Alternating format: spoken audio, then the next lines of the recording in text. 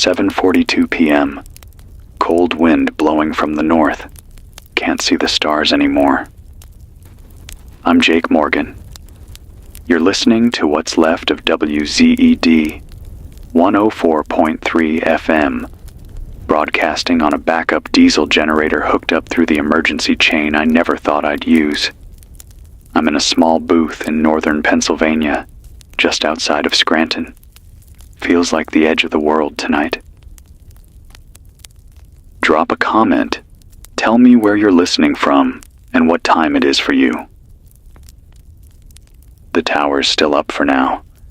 Signal's weaker than usual. If you can hear me, write it down. Don't count on catching it twice. It's been 4 days. 4 days since the blackout. No, not just power. Not just the grid. This wasn't a storm. Wasn't a solar flare. This was something else. The lights went out, yeah, but so did everything else. Phones, satellites, GPS, cars, medical devices, your smart fridge, your bank account, your kid's insulin pump. Gone. No warning. No time to react. Just silence. The kind of silence that eats at you. Some say it started on the coasts. Others say it hit the Midwest first. But I saw it happen. I saw it from here. And I'll tell you what I saw, because I need someone to remember it. I was on air. That's the crazy part. It was Monday. Just a normal set. Weather updates, traffic, some dumb local news about a bear in a backyard in Old Forge. And then, dead air. My screen's glitched out, static on the monitor. Then a burst of noise, like metal grinding on itself, or screaming, maybe both. It was short, only a few seconds. Then the power cut. My mic died, boards lit up and fizzled. I thought it was just us at first. Maybe a breaker. Maybe the tower fried again. Wouldn't be the first time. But when I looked outside, I saw it was the whole valley. All of Scranton. The hills around it. Everything. Not a light anywhere. Like someone pulled the plug on the world. People flooded out into the streets. Confused. Some were laughing at first. Some filming on their phones. Until the phones stopped working too. I watched a guy throw his iPhone into the pavement when the camera wouldn't turn on. I watched a woman cry in the middle of the road while cars just sat there, stalled out. Some of them still had people inside, trying to figure out what was happening. And then the fires started. Not all at once, not everywhere, but enough. Someone knocked over a candle. Gas station lit up. One guy tried lighting a grill, and his whole porch went up with it. No fire trucks, no sirens, just neighbors with buckets. I stayed here. Don't ask why. Guess part of me figured someone had to say something. Keep talking, even if nobody's out there to hear it. That first night, the sky turned red. I'm not being dramatic. Something in the clouds, like static, but alive. It glowed in pulses. It looked like breathing. People were screaming out there. Not because of the light, because of what came with it. I got a call the next morning. Old landline, hardwired. Still works if you spin it right. It was Carter. My old buddy from college. Used to work at NORAD. He sounded hollow. Said, "Jake, it's not electromagnetic. It's not nuclear. It's neurological." I said, "What does that mean?" He said, "It's in us." The line dropped. I haven't heard from him since. Some of you already know what I'm talking about. You've seen it too. You've seen the eyes. People standing still in the middle of intersections. Mouths moving like they're talking to someone who isn't there. Kids staring into nothing. A man in Tunkhannock walked into the river and didn't come back up. A girl in Pittston jumped off her roof. People are changing. Not all of them, but enough to know something's happening to the brain. I don't know what it is. I just call it the switch. When it flips, you're not the same anymore. You're not you. Not really. There are still people out there. Real people. Survivors. I've had them call in. People like you. People trying to make sense of it. Trying to hold on. I'm going to keep the line open tonight. If you're listening, if your radio still works, call me. 570-555-0124. Say your name. Say where you are. Say what you see. You're not alone. Not yet. We're going to get through this together. I don't know how, but I'm here. I'll be here until the gas runs out or the signal fades. Whichever comes first. All right, let me check the battery monitor. Still got about 12 hours if I keep it light. Running the mic and the antenna only. No heater, no fridge. It's 42 degrees in here and dropping. Okay. Got a few things I need to tell you. First, if you're near a coast, move inland. I got a signal yesterday from a ham operator out of Jersey. He said the shoreline is collapsing.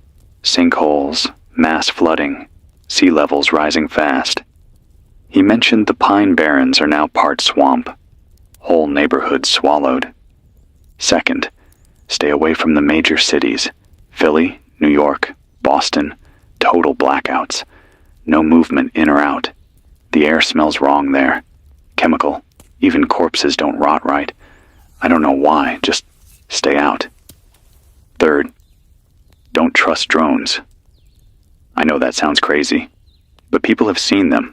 Black triangles, soundless. They don't crash, they don't land. They just hover, and sometimes they flash. People who look at them too long start to mumble, then stop talking, then vanish. I don't know who's flying them, if anyone is. I've got more, but let's pause here. Got a caller coming through on analog. Line 3. Hold on. Caller, you're on. Name and location? Yeah, this is Rachel. Rachel Lowe. I'm calling from Asheville, North Carolina. Rachel, I've got you. What's going on down there? It's bad. There was a storm last night, but it wasn't a storm. The clouds moved in like they were being pulled, like suction. And then, the sound. It wasn't thunder. It was more like a deep voice. I don't know how else to describe it. What happened after that? Some people collapsed. My brother did. He started shaking and then just stared at the ceiling for 6 hours straight. He won't eat, won't talk. His eyes are moving under the lids like he's dreaming, but they won't open. I don't think he's in there anymore. I'm sorry, Rachel. There's something else. There's animals. I know that sounds dumb, but raccoons, deer, birds, they're not acting right. They're all facing the same direction, just standing, watching the hills, like they're waiting. Can you see what they're looking at? Number. But I don't want to find out.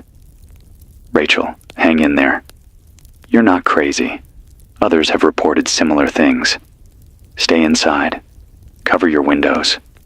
Don't stare at any lights in the sky, no matter how strange they look. Okay? Okay, thank you. We'll be back with more updates. If you're out there, don't give up. This is Jake Morgan, WZED 104.3. Still breathing. Still talking. Still here. 10:12 p.m. now. Temps drop to 38. The frost on the inside of the glass is getting thick. No stars out. Just a low red haze on the western ridge. If you're in the valley, don't go out tonight. Backup generators still holding. I siphoned some diesel from the trucks down by the lot this morning. Not proud of it, but no one's coming back for them. I only filled what I needed. Left the rest. If you're listening and that was your rig, I'm sorry. I owe you a broadcast. Still no signal from anything commercial. No TV stations. No FM bands except for us. A guy down in Altoona tried to get his church station back up, but his tower collapsed. Said the wind bent the steel like it was rubber. Said it wasn't natural. He also said he saw something up there, on the ridge, watching. Didn't describe it. Just said it had a shape that didn't sit right. Like it bent around your eyes. Like it was behind your eyes. Let's not go there tonight. Not yet. If you're tuning in for the first time, or if your memory's not holding up so well, here's what we know. 4 days ago, something hit. Some say it was a virus. Others think it was a pulse, a code, something digital that jumped to the brain. I think it was both. The tech died first, but the people came second. People started seeing things, not visions, not ghosts. I mean patterns, loops, shapes in nature that didn't belong, spirals that spun the wrong way, trees growing sideways, whole buildings casting shadows that didn't match the sun. And then the changes came. Quiet at first, people drifting into catatonia, whole blocks of neighborhoods standing in silence like statues. Some never woke up, some did, but they weren't the same. They talk in riddles, they whisper in the dark. Sometimes they just hum, like they're tuning into something we can't hear. Dr. Kessler used to work at St. Luke's in Bethlehem.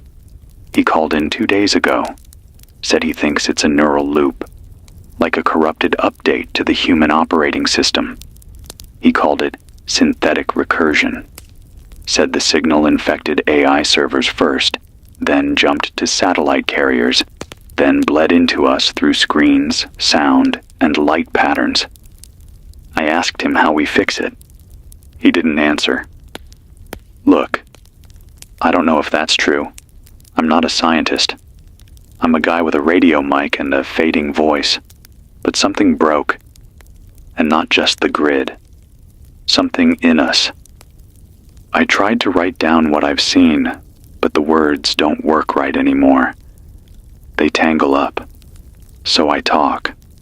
I speak. I keep this signal going, because that's all I can do now. We had another call earlier tonight from someone in Columbus, Ohio. Name was Malik. He was traveling on foot with a group. Said they found a small grocery store with the power somehow still on.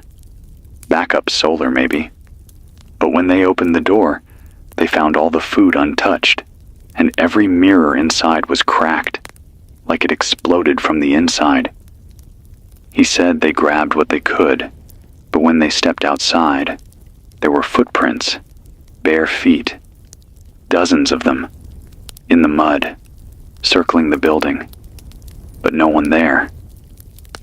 His voice cracked when he said it, like he was holding something in. I asked him how many were in his group. He said there were 8 when they got there. Now there are 5. He wouldn't say what happened to the other 3. If you're traveling, stay together, but not too close.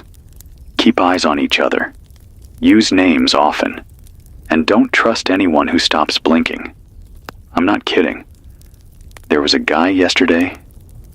He wandered up here. Quiet guy. Looked exhausted. Said his name was Jeremy from Wilkes-Barre. Had a heavy coat, boots, the works. He said he hadn't eaten in 2 days. I let him inside, gave him half a can of beans. He ate like he hadn't tasted food in years. Then he sat down. Didn't move. Just kept staring at the wall.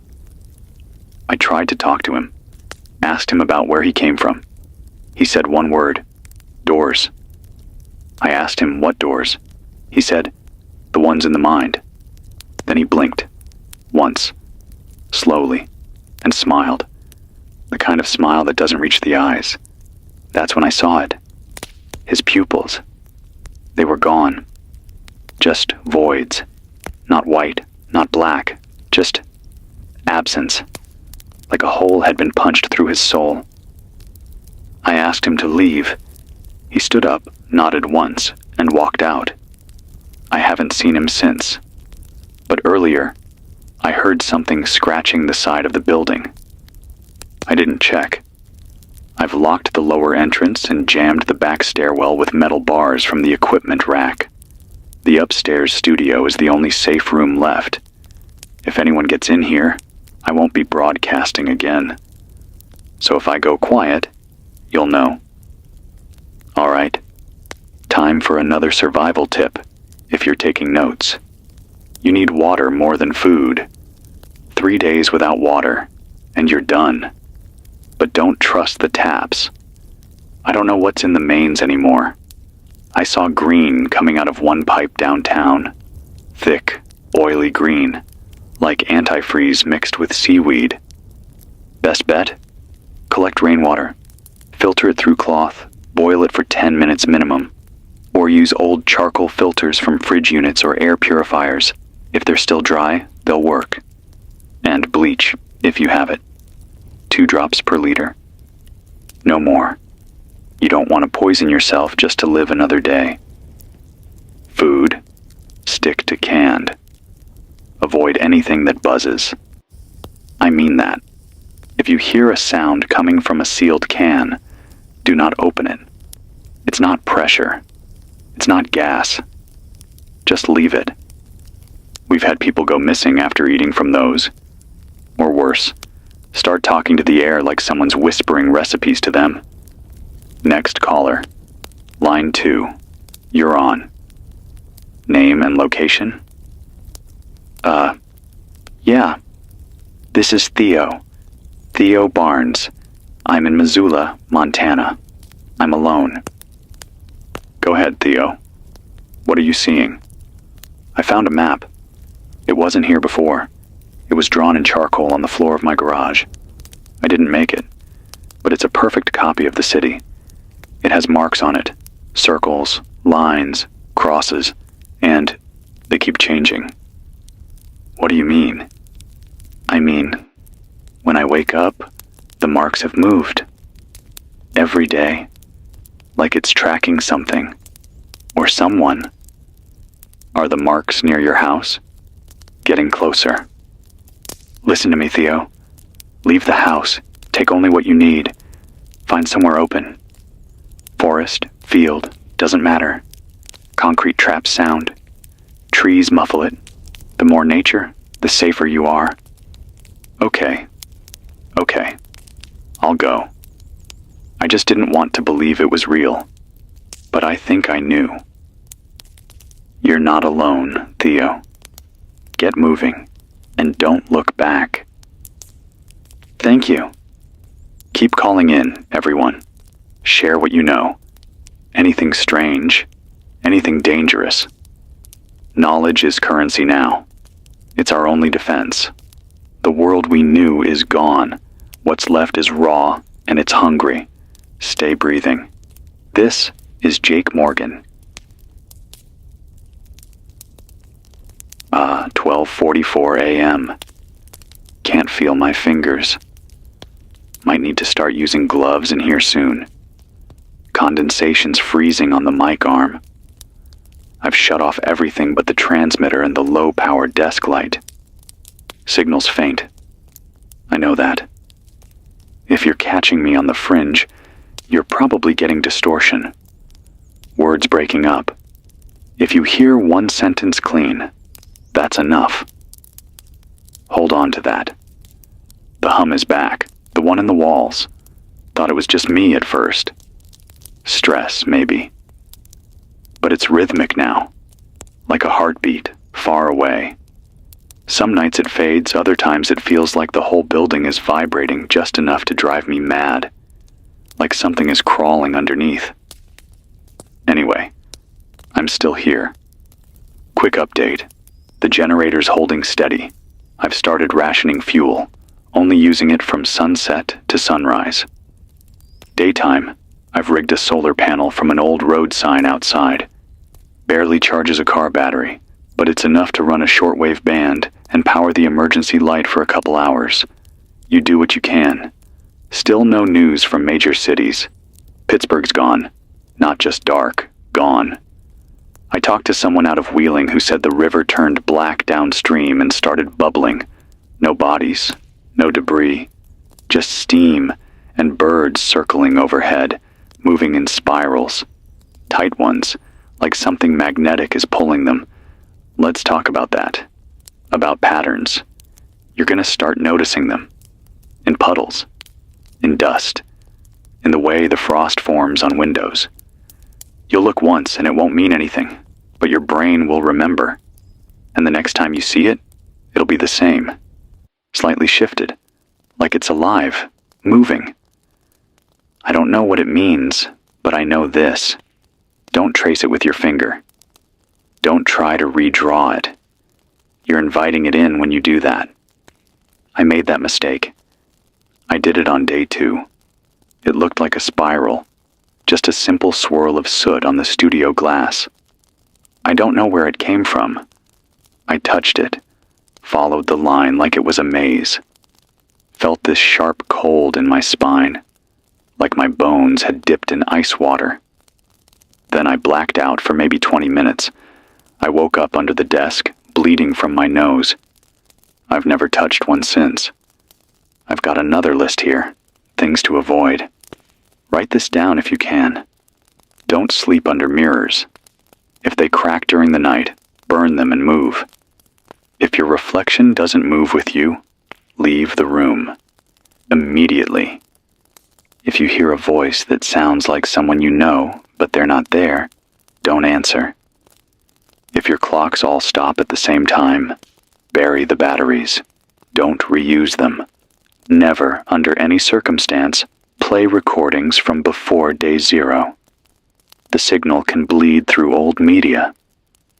Yeah, that last one, that's new. Someone from Chicago called 2 nights ago. Said he found a voice recorder in an old police cruiser.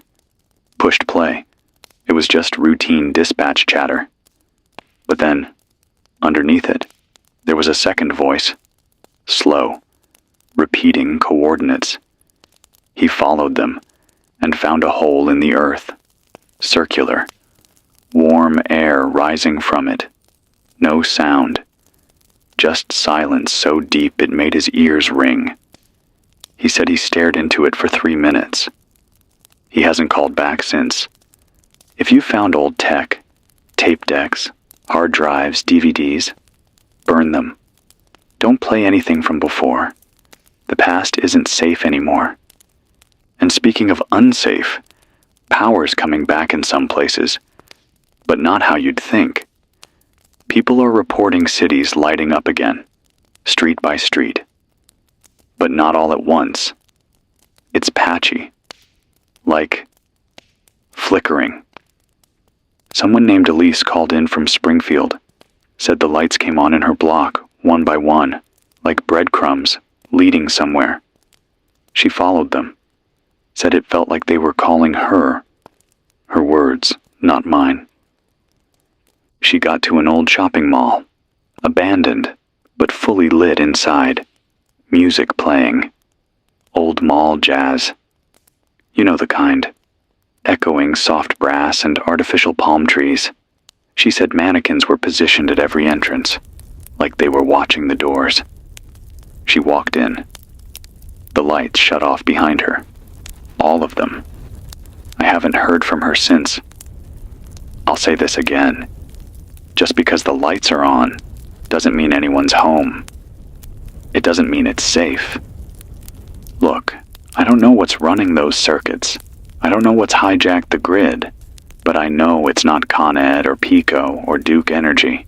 The people who used to run those grids are either gone or too scared to climb the poles. I have a theory. It's not just a virus, not just a hack. I think it's something older, something that waited. Maybe it was watching us build the net, the satellites, the towers, waiting for us to string the nerves tight enough to send a thought through. And when we finally did, it came through. You can laugh at that. Hell, I would have too. 2 weeks ago, I was debating Eagles versus Steelers games on air and arguing about gas prices. But now I hear whispers when I'm alone. I see movement in broken screens.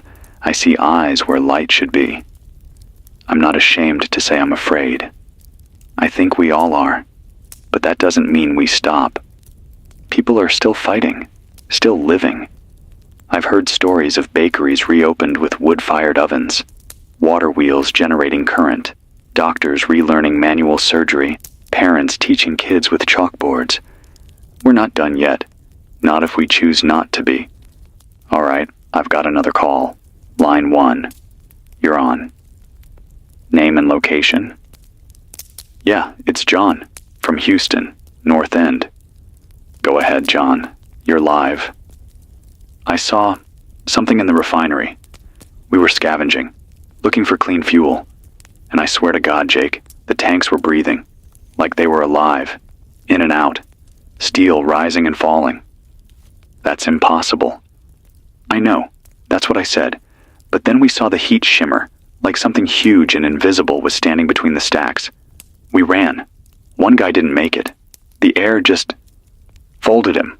Like paper, no blood, just folded. John, are you safe now? Yeah, for now. We're in the underground, dry storage rooms, no signals. We wrapped the walls in copper wiring. Someone said it helps. Anything else? There's a kid here. Keeps sketching circles. Same pattern every time.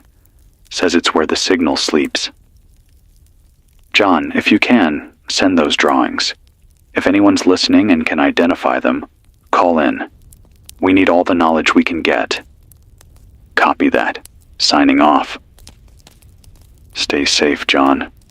You hear that out there? People are still making it. Still resisting. It's not over. Not yet. All right. Time check. 1:17 a.m.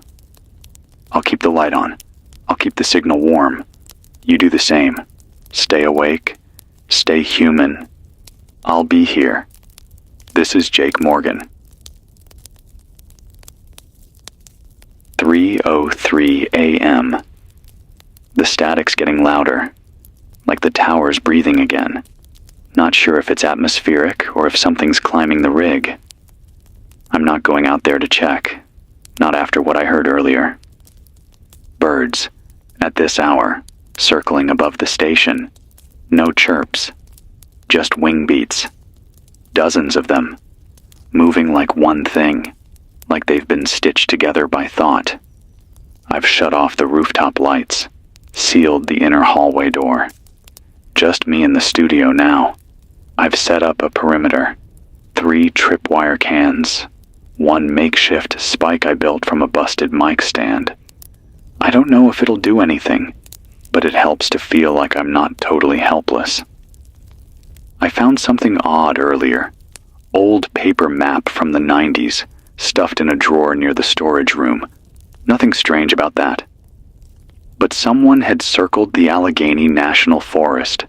A dozen red marks along the ridges, like nodes. No notes, no explanation. Just the circles, drawn with a hand that looked rushed.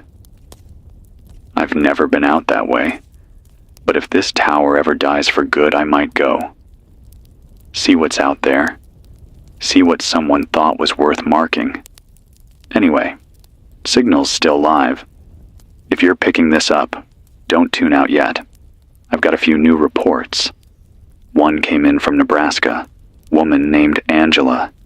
She and her husband were driving an old Chevy that still works. Diesel, pre-2000, no chips. They came across a rest stop, middle of nowhere, completely untouched. But there were signs, scratched into the asphalt, burned into the wood walls. The same shape everyone's been seeing, the spiral. But this one wasn't drawn in soot or dust. It was pulsing. Angela swore it was moving on its own. She said she got too close. and she heard her own voice whisper her name back at her.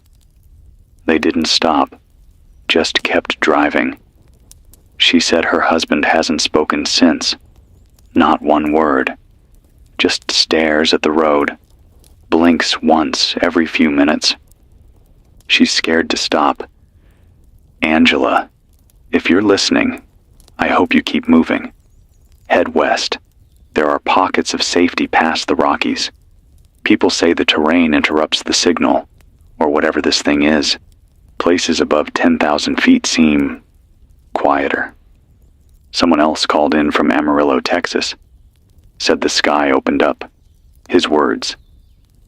He said clouds split like paper, and a single beam of light came down on a tractor in the middle of a cornfield. The metal twisted into knots. Sounded like screaming, but the man who was working the tractor didn't make a sound, just stood there, watched his machine melt. When the light faded, he was gone. If you're hearing these stories and thinking they don't make sense, you're not wrong. Nothing about this makes sense. Logic broke when the signal came through. But this is what I've got, and I'm going to keep telling it.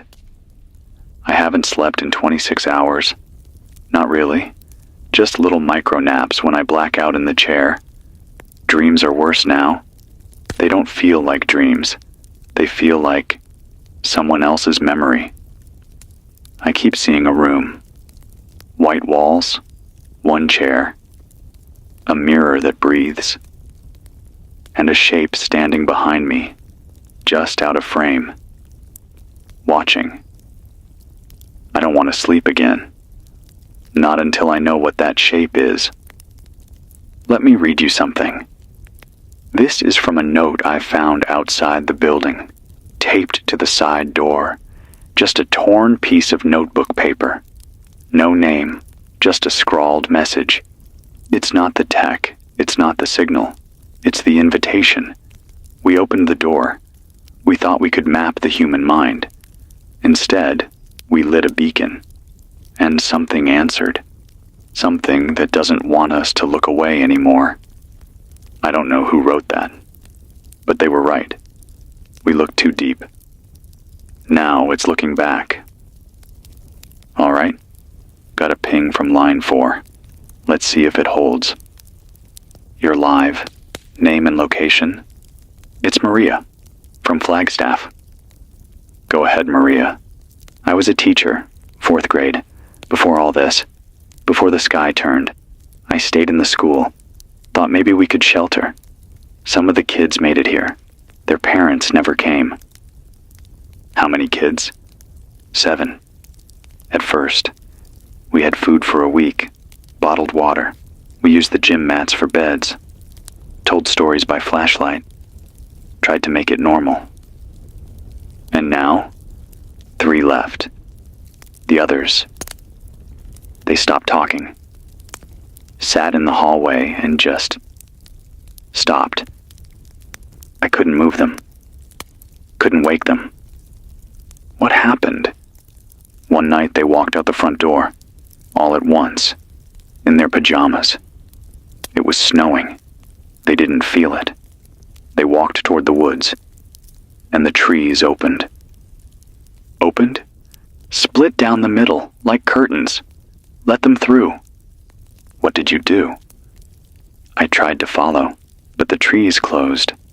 There wasn't even a path. Maria, I don't have words. I wish I did. We're still here, me and the last 3. I teach them how to purify water, how to make fire. We don't speak much anymore, but they stay close, and they draw symbols on the floor in chalk. I let them. I think it helps. You're doing more than most. Thank you for calling. You're not alone. Neither are you. She's right. I may be the only voice on this frequency, but I know you're out there. Some of you. Holding on, even if it's by a thread. That thread is real. Let's talk about the hospitals. They're gone. Not destroyed. Not burned. Just empty. People fled when the machines failed. Ventilators stopped. Power backups failed. People died on the tables. But something happened to the ones who didn't. There's been stories of wards where the patients sat up after days in flatline. No heartbeat, no breath. Just opened their eyes and started humming. I had a guy on the line from Rochester. Said his brother coded in the ER but wouldn't stay dead. Kept twitching. Nurses fled. Lights exploded. He walked out barefoot into the snow, still in his gown. They haven't seen him since. If you're hearing humming in a hospital, get out. Burn your clothes. Wash your skin. Don't sleep in the same place twice. All right. Got time for one more. Caller, go ahead. Is this Jake? Yeah. You're on.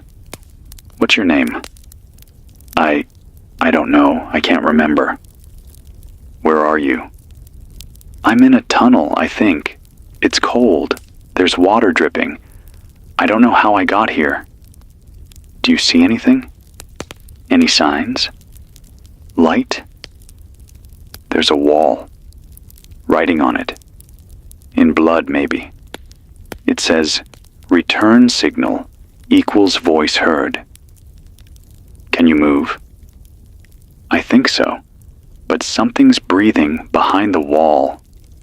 Don't speak to it. Just move. Get out. Find an exit. Call back when you can. Okay, I'll try.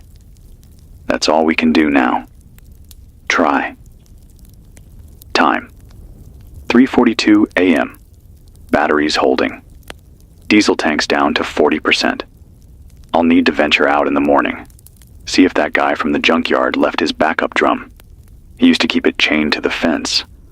I'll leave the signal on as long as I can. Remember, don't watch the lights. Don't follow the hum.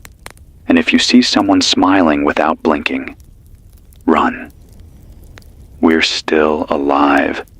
That's something. This is Jake Morgan. 5:12 a.m. It's almost light, but not quite. That strange half-dawn where the world feels paused, where shadows don't know which way to stretch. The frost's creeping across the inside of the window now. You can hear it crackle if you get close enough. Like glass growing. Like something trying to push in from the other side. The birds are gone. They were out there all night, circling. I could hear their wings, flapping in sync, scraping against each other. And then, just silence. No flapping, no landing, no flutter of wings, just gone. I don't know if that's better or worse. The tower's still holding. No movement out there since 4:03. I know because that's when the blinking red light on the beacon shorted out for 3 seconds. Came back like nothing happened. But it was enough to make me flinch. That light's never blinked since I rigged the generator to it. Something was close. I've been writing names down in a notebook. Everyone who calls, everyone who's gone, the ones who disappear mid-sentence, the ones who whisper too quietly to make out, the ones who scream before the static swallows them. It helps, keeping track, pretending there's still a map to this. There's a name I can't forget, though. A kid from Missouri. Called in on day 1. Said his name was Eli. 11 years old. Said his dad had built a ham rig from spare parts. Kid knew more about shortwave than I ever will. Said they'd been running tests, bouncing signals off the ionosphere, looking for a way to talk to a friend in Canada. And then, one night, he picked up something else. He played it for me, through the microphone. It was a voice, I think. Slow, not human, but not robotic either, like something mimicking human cadence, trying to sound like us but missing the details. It said, "Origin unlocked. Vessel ready. Begin recursive ignition." And then Eli's line cut. Just gone. I tried to hail the signal back. Nothing. I think about him a lot. If you're out there, Eli, I hope you kept moving. I hope your dad's still with you. All right. Let's shift gears. We've had a few callers ask what's safe to eat. It's a good question. Most supermarkets are picked clean by now. If you're lucky enough to find shelves, check expiration dates. Anything past 2022. Trust your nose. If it smells off, it is. If it buzzes, throw it. Canned goods are your best bet. Beans, tuna, Spam, even those survival ration bricks. But beware the labels. Some have changed. I know that sounds nuts, but I had a listener send me a photo by courier. Old can of peaches. Label was printed clean, sealed properly, but instead of ingredients, it had a story. No brand, no barcode, just text. The orchard grew in soil that remembered. Each tree fed on names. Each peach held a face. Eat and become. Yeah, I burned the photo. If you find cans with no branding, no markings, don't open them. If you do, don't eat alone. Don't sleep that night. Have someone with you. Eyes on you. All night. Food is changing. A botanist called in yesterday. Said she found flowers blooming in mid-January in Idaho. Said they pulsed with a faint glow and animals wouldn't go near them. When she touched one, she felt her hand go cold. Not surface cold, bone deep, like her blood had stopped moving for a second. Nature's not reacting to us. It's reacting to it. Whatever came through the signal. And speaking of the signal, someone sent a package. Don't ask how it got here. Just showed up at the front step during the night. No footsteps, no vehicle marks in the snow.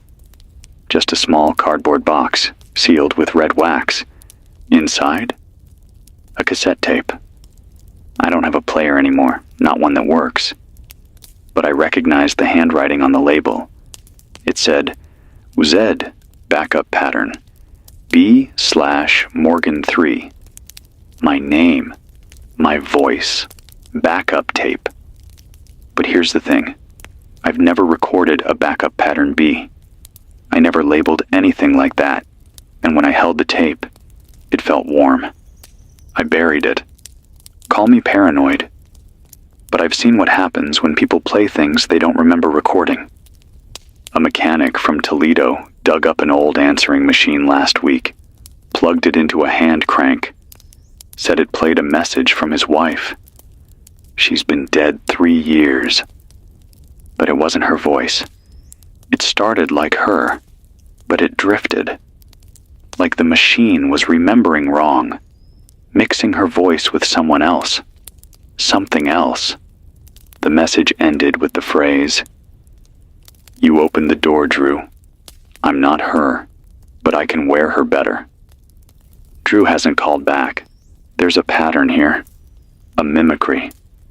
Like something is trying to wear our memories, speak our voices, use our history like a mask. Be careful with old media.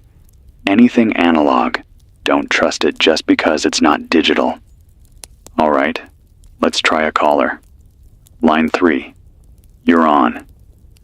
Yeah, this is Cole. Cole Richter, from up near Coeur d'Alene. Go ahead, Cole. I work on water lines, or used to. I went down into one of the sub-basements 2 nights ago. Heard something splashing. Figured a pipe burst. But it's hard to explain. Try. There was a face, not a person, just a face, floating in the water, no body, no eyes. But it was moving, following me, and it was humming. Was there sound equipment nearby? Number no wires. just standing water. Like the voice was coming from the pipe itself. Did you get out? Yeah. Barely. Been hearing the hum in my ears ever since, like it's following me. I put wax in them. Helps a little. Good move. Keep your ears sealed at night. Sleep with copper near your bed. Old pennies work best. Pre-1982. I don't know why. Thanks, I'll try that. Stay breathing, Cole. You too, Jake. That's the first time someone said that to me in a while. You too. We don't say that enough anymore. Most of us are too busy surviving. Counting cans, tending fires, watching the shadows. But kindness still matters, even if it's just a few words over static. All right. Temperature check. 31 degrees inside the booth. My breath's fogging the inside of the mic screen. Fingers going numb again. Still, we're live. Still transmitting. And if you're out there, and if you're listening, you're not crazy.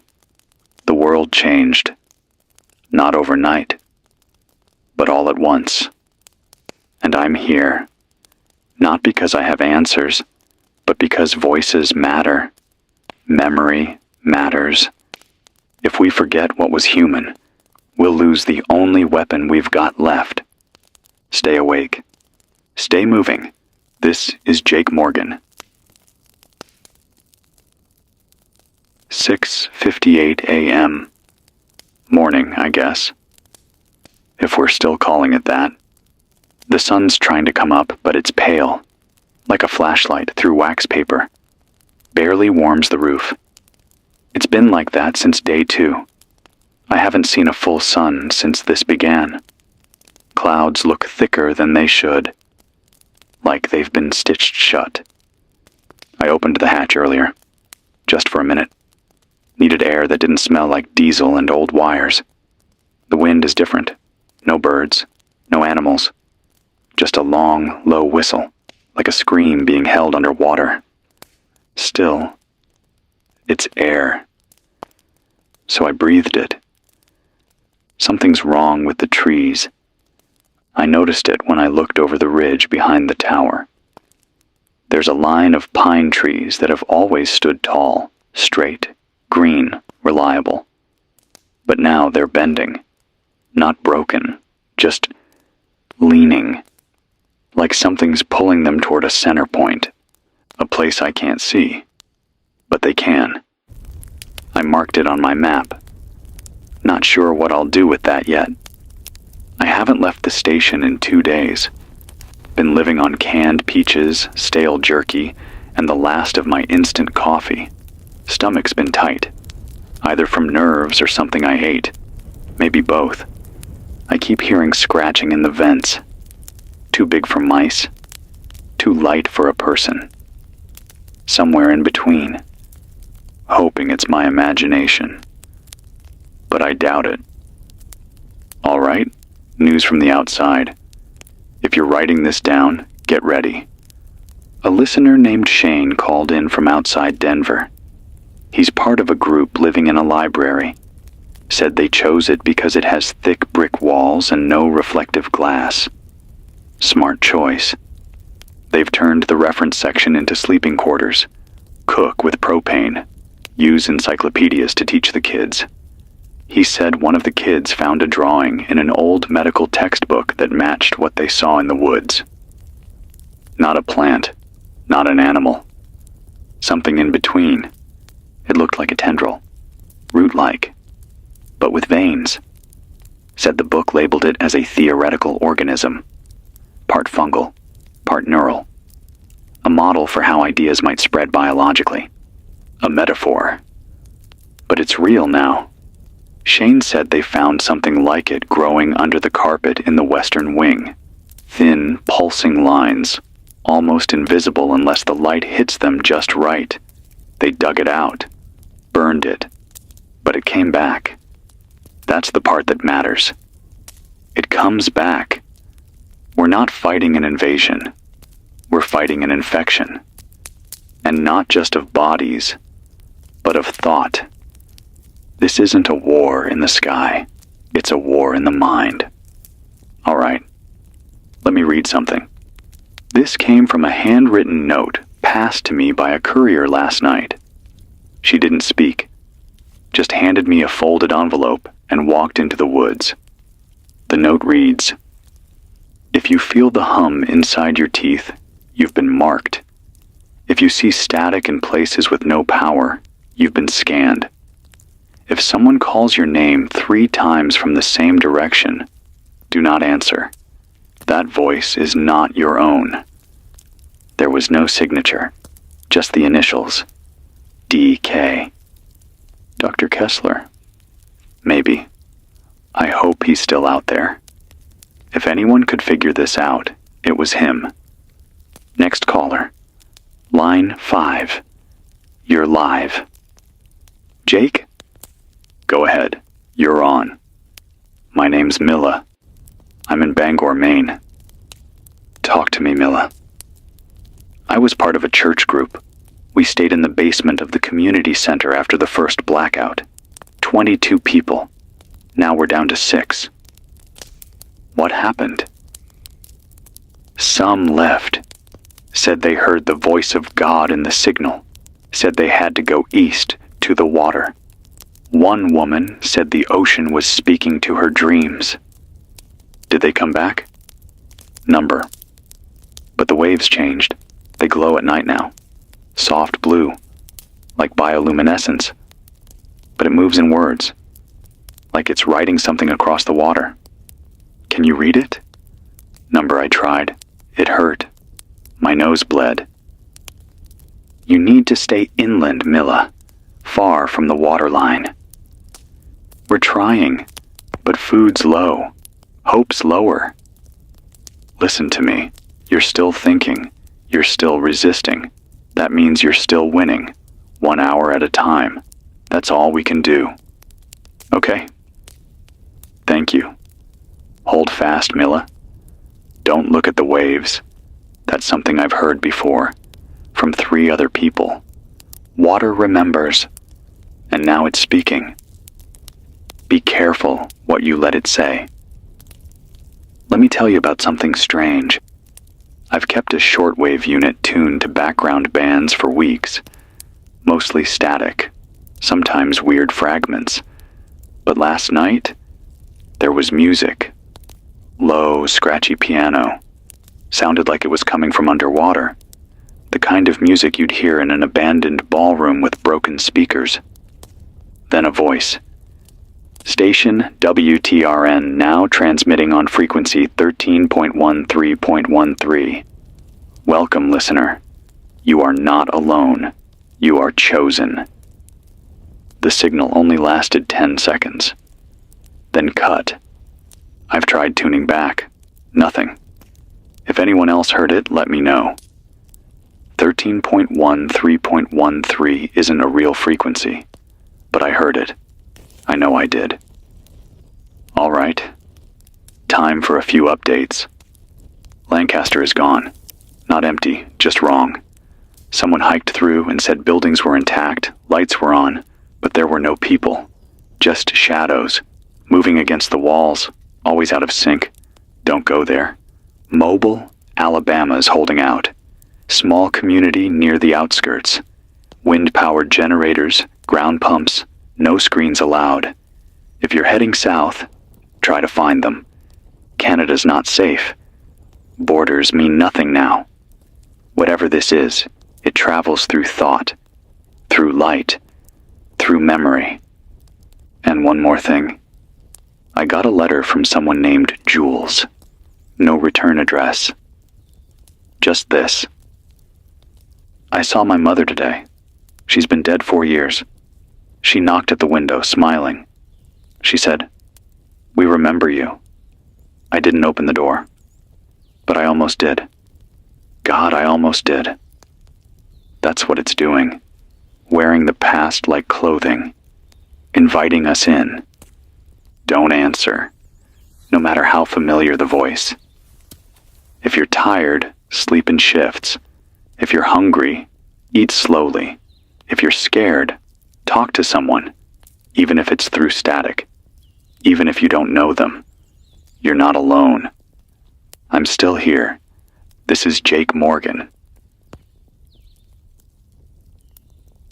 8:24 a.m. Winds rising. It's dragging debris down from the ridge.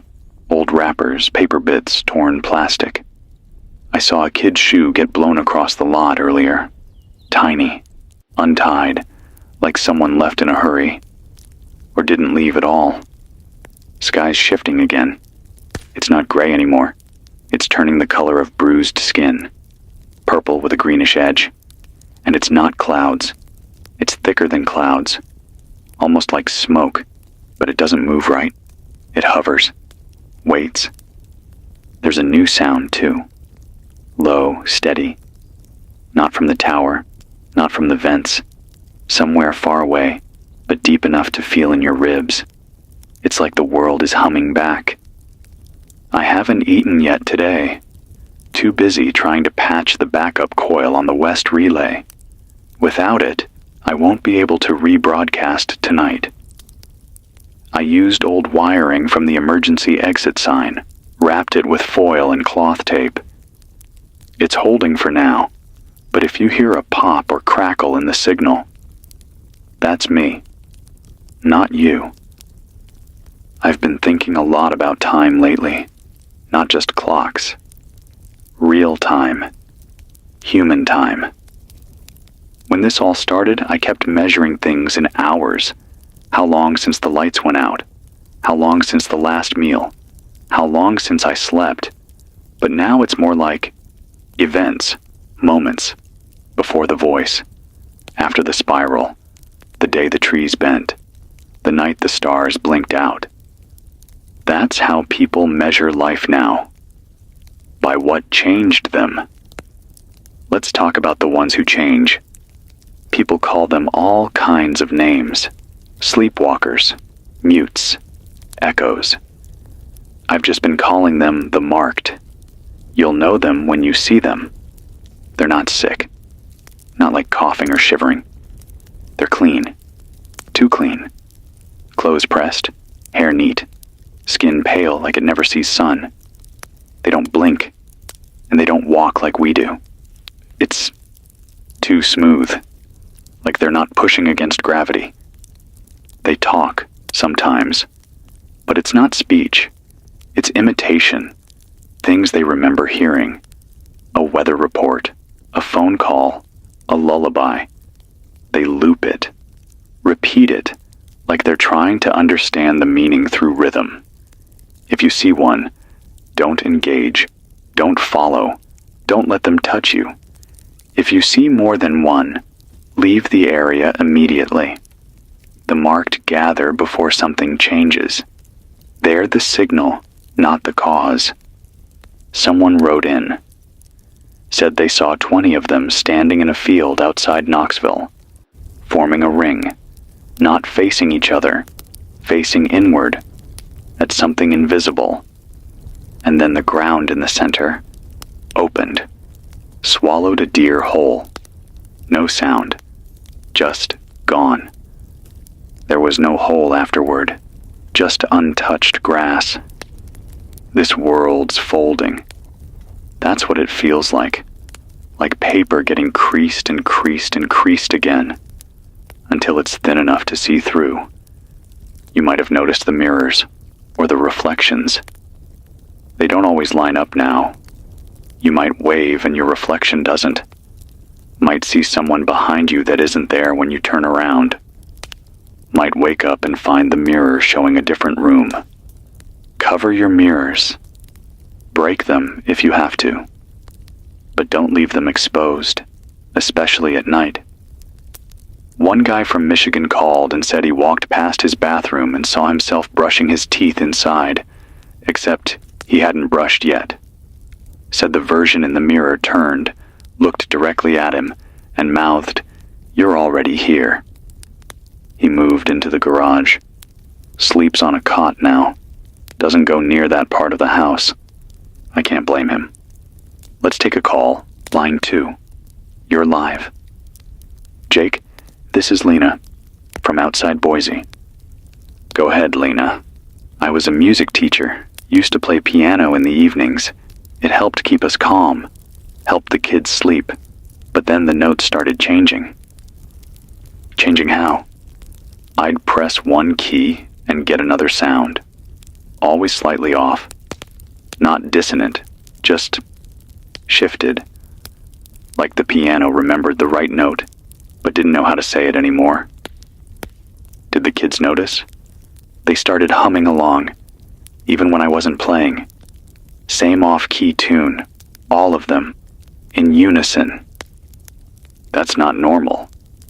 I know. I stopped playing, broke the keys, but sometimes I still hear the melody at night, coming through the walls. Where are you staying now? In an old schoolhouse, me and 4 others. We cover the windows, burn sage, keep the old record player going. Classical music helps. Keep doing what works, Lena. And if the tune ever starts playing without a source, don't listen. Okay. Thanks, Jake. Stay human, Lena. I keep a radio next to my bed, not plugged in, not connected to the grid, just an old box with a single dial and a cracked speaker. Some nights, it turns itself on. No light, just sound, low breathing, soft static, and a voice I almost recognize. It says my name, over and over. Jake, Jake, Jake. Then silence. I don't know if I'm dreaming when it happens, or if I'm awake and just wishing I wasn't. There's something in the signal. We know that now. Not just a virus, not just data. A shape, a thought. Something that doesn't live like us, doesn't move like us, but knows how to mimic. Like an echo trying to become a voice. If you've started to see shadows during the day, ones that don't match anything around them, don't step into them. They're cold. Not like winter. Like forgetting. I made that mistake 2 days ago. Went to the stairwell. Saw what I thought was just a dark corner. I stepped into it and it was like falling. Not down. Just away. For half a second, I wasn't here. I came back shaking. Threw up. I don't remember what I saw. Just this deep wrongness. Don't make that mistake. Okay. One more call before I check the coil again. Line 1. You're live. It's Nathan, from somewhere near Salt Lake. I don't know the exact spot anymore. The signs are gone. Go ahead, Nathan. We were hiking, me and my wife, trying to stay high. Thought the mountains would be safe, but the sky cracked. Cracked? Like glass, like something punched through from the other side. We saw the break. It shimmered. And behind it, we saw lights, moving, like traffic, but sideways. And your wife? She walked toward it, said she felt her sister calling. Her sister died last year. Did you follow? I tried, but the closer I got, the harder it was to think. My memories started slipping, like names, dates, how old I was. I fell down. When I woke up, the crack was gone. So was she. Nathan, I'm sorry. I don't know if she's alive, but I don't think she's dead either. If you feel your mind slipping, stop, sit, breathe. Speak your name out loud. Say what you remember. Make yourself real again. I will. Thanks, Jake. Keep your thoughts sharp, Nathan. The cracks are spreading. Not just in the sky, in us. Hold your mind like a lifeline. Wrap it in memory. Tie it with names. Repeat them. Write them. Sing them if you have to. They can't take what we won't surrender. I'll keep the light on. This is Jake Morgan. 10:06 a.m. The sky's too quiet. No wind now. Just stillness. Thick, like syrup in the lungs. The kind of silence that presses down on your ribs. I stepped outside for 10 minutes, tried to stretch. Trees aren't moving, not even a sway. Leaves frozen mid-twist like the wind got turned off at the source. Even the frosts stopped forming. Just hangs there, like it's waiting for permission to finish freezing. I've taken to knocking on the walls before entering rooms, just in case. Yesterday, I went into the storage closet to grab wire spools, and the door closed behind me. I didn't touch it. No draft. It just swung shut. I stood there, in the dark, for 23 seconds. Counted them. Heard breathing that wasn't mine. When I opened the door, the hallway was different. Brighter. But the light came from the wrong direction. I blinked, and it was back to normal. I'm not the only one seeing these shifts. A guy named Brett from outside Des Moines says his entire house rotates during the night. Not physically, spiritually, he said. Said the sun rises on the wrong side of the house now. Said he wakes up facing windows that didn't used to exist. He nailed a cross to each of the 4 outer walls. One of them goes missing every night. Always a different one. He puts it back up each morning. That's what holding on looks like now. One nail at a time. People are adapting, finding new ways to track time, place, self, because the old ways don't hold anymore. Digital clocks reset every hour. Analog ones spin too fast, like they're panicking. My old wall clock snapped its second hand yesterday. Just popped off, like it gave up trying. But I found an egg timer in the drawer. Mechanical. Stiff. Loud. It still ticks, so I wind it up and let it count 30 minutes. When it rings, I talk, or write, or eat. Anything to keep myself anchored. If you've got one, use it. If not, use your breath. Count steps, mark walls, anything. Time is memory. If we lose it, we lose ourselves. I've got another envelope here. Courier dropped it off sometime between midnight and 4. No signature, just a drawing on the front. Same spiral as always, but this time in reverse. The lines move inward, like it's pulling instead of pushing. Inside, a poem, handwritten, no punctuation, uneven spacing. You are the echo, not the voice. You are the memory, not the moment. You are the mouth, but not the breath. Return, return, return. No idea who sent it, but it feels right, like something from deep in the bones. You ever hear your own thoughts and not recognize them? I do now, more often. I'll be mid-sentence, and something inside me will finish it in a different voice. Not out loud, just in the echo chamber behind the ears, like a second self, hungrier. I've started writing down what I say before I say it. See if it matches. So far it does, but the delay's getting shorter. Let's take a call. Line 4, you're live. Jake, thank God. This is Ari, Northern Nevada. Go ahead, Ari. I'm seeing signs in the dirt. Woke up this morning and there were footprints outside the tent. Not ours, not animal. Human, but long. Toes too far apart. Did you follow them? Number. But I took pictures, drew them in a notebook too, and then they changed. Changed how? Disappeared. The notebook was blank this morning. Pages clean, like I never wrote them. Where are you sheltering? Old gas station. Pumps ripped out. Office still intact.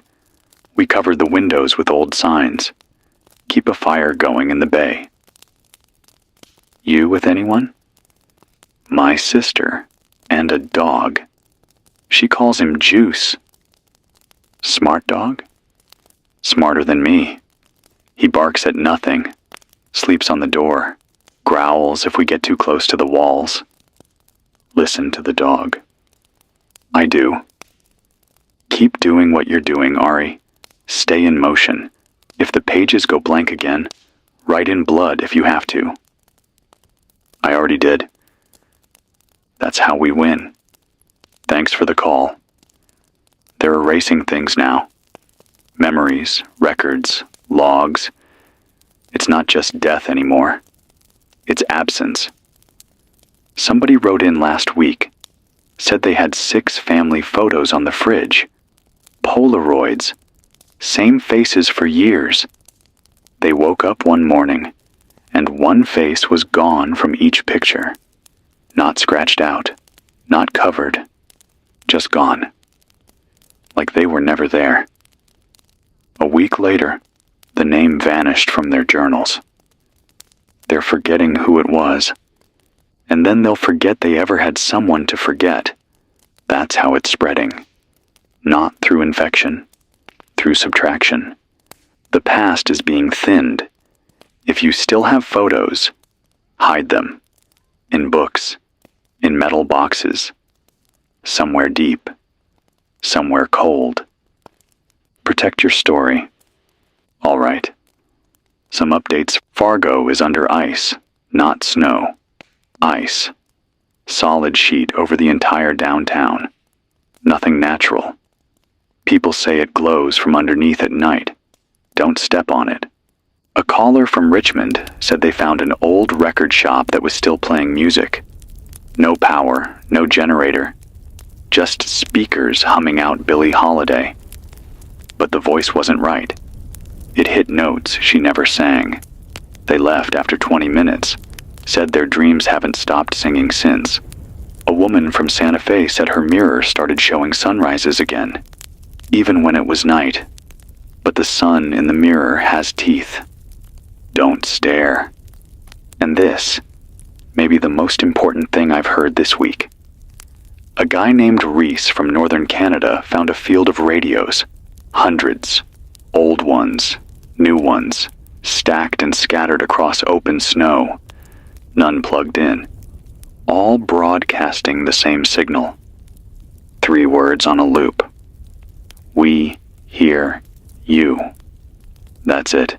No static, no distortion, just those 3. I don't know if it's a warning or a promise, but I know what I'm going to say back. I'm still here. If you are too, say it. Out loud. Right now. Doesn't matter if you're alone. Speak it. I'm still here. Say it again tomorrow. And the next day. Until the walls forget how to listen. Until the static drowns. Until we remember what silence used to sound like. Keep breathing. Keep writing. This is Jake Morgan. 12:32 p.m. Midday, technically. But the sky doesn't know it. Still dim. Still sick-colored. The light feels wrong on the skin. Doesn't warm you. It presses. Like it wants in. Something moved past the tower 10 minutes ago. Didn't see it. Just the wind reacting. The air tightened. Real low pressure, like a vacuum pulling across the field. Then the trees snapped upright. Those bent ones I told you about? Just popped back like someone yanked a string. No footsteps, no sound. Just presence. I've locked all interior doors, barricaded the stairs again, moved the battery cells into the booth. Everything I need is here now. Food, water, fire source, hand crank radio, journal, the coil patch, and 3 blunt objects. I don't plan to use them. but I keep them close. I saw a child this morning.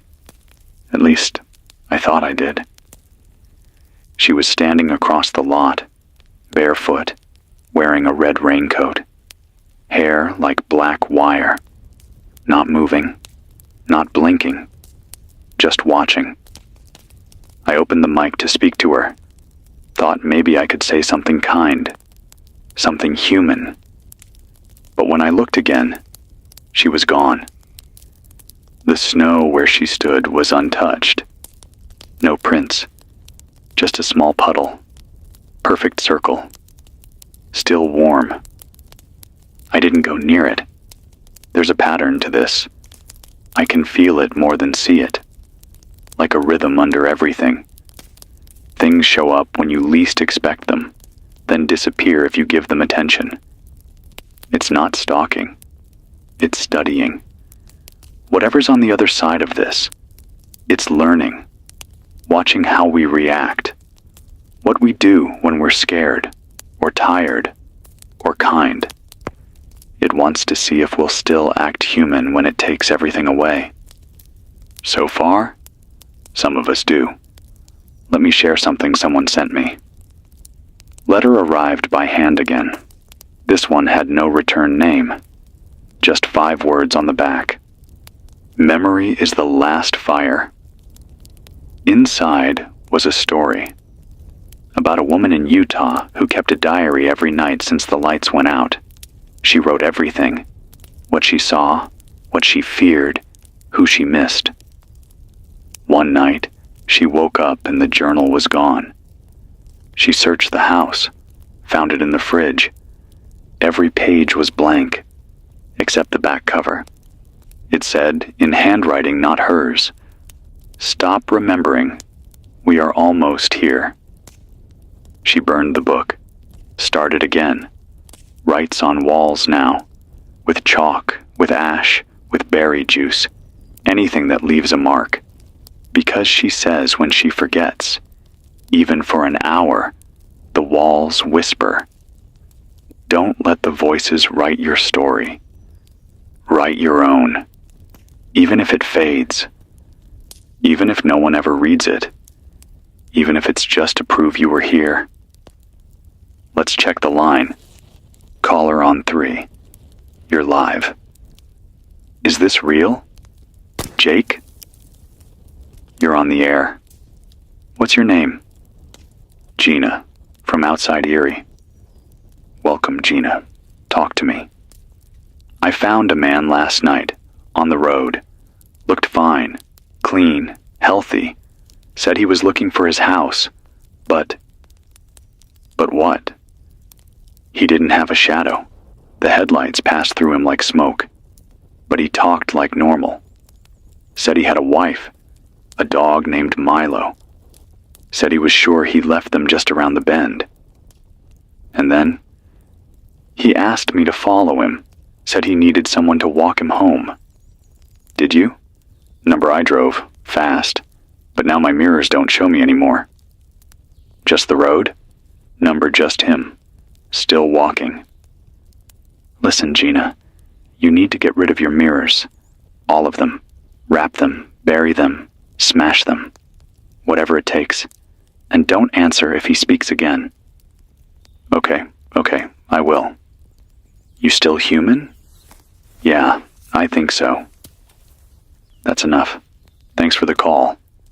They're imitating us, walking like us, talking like us.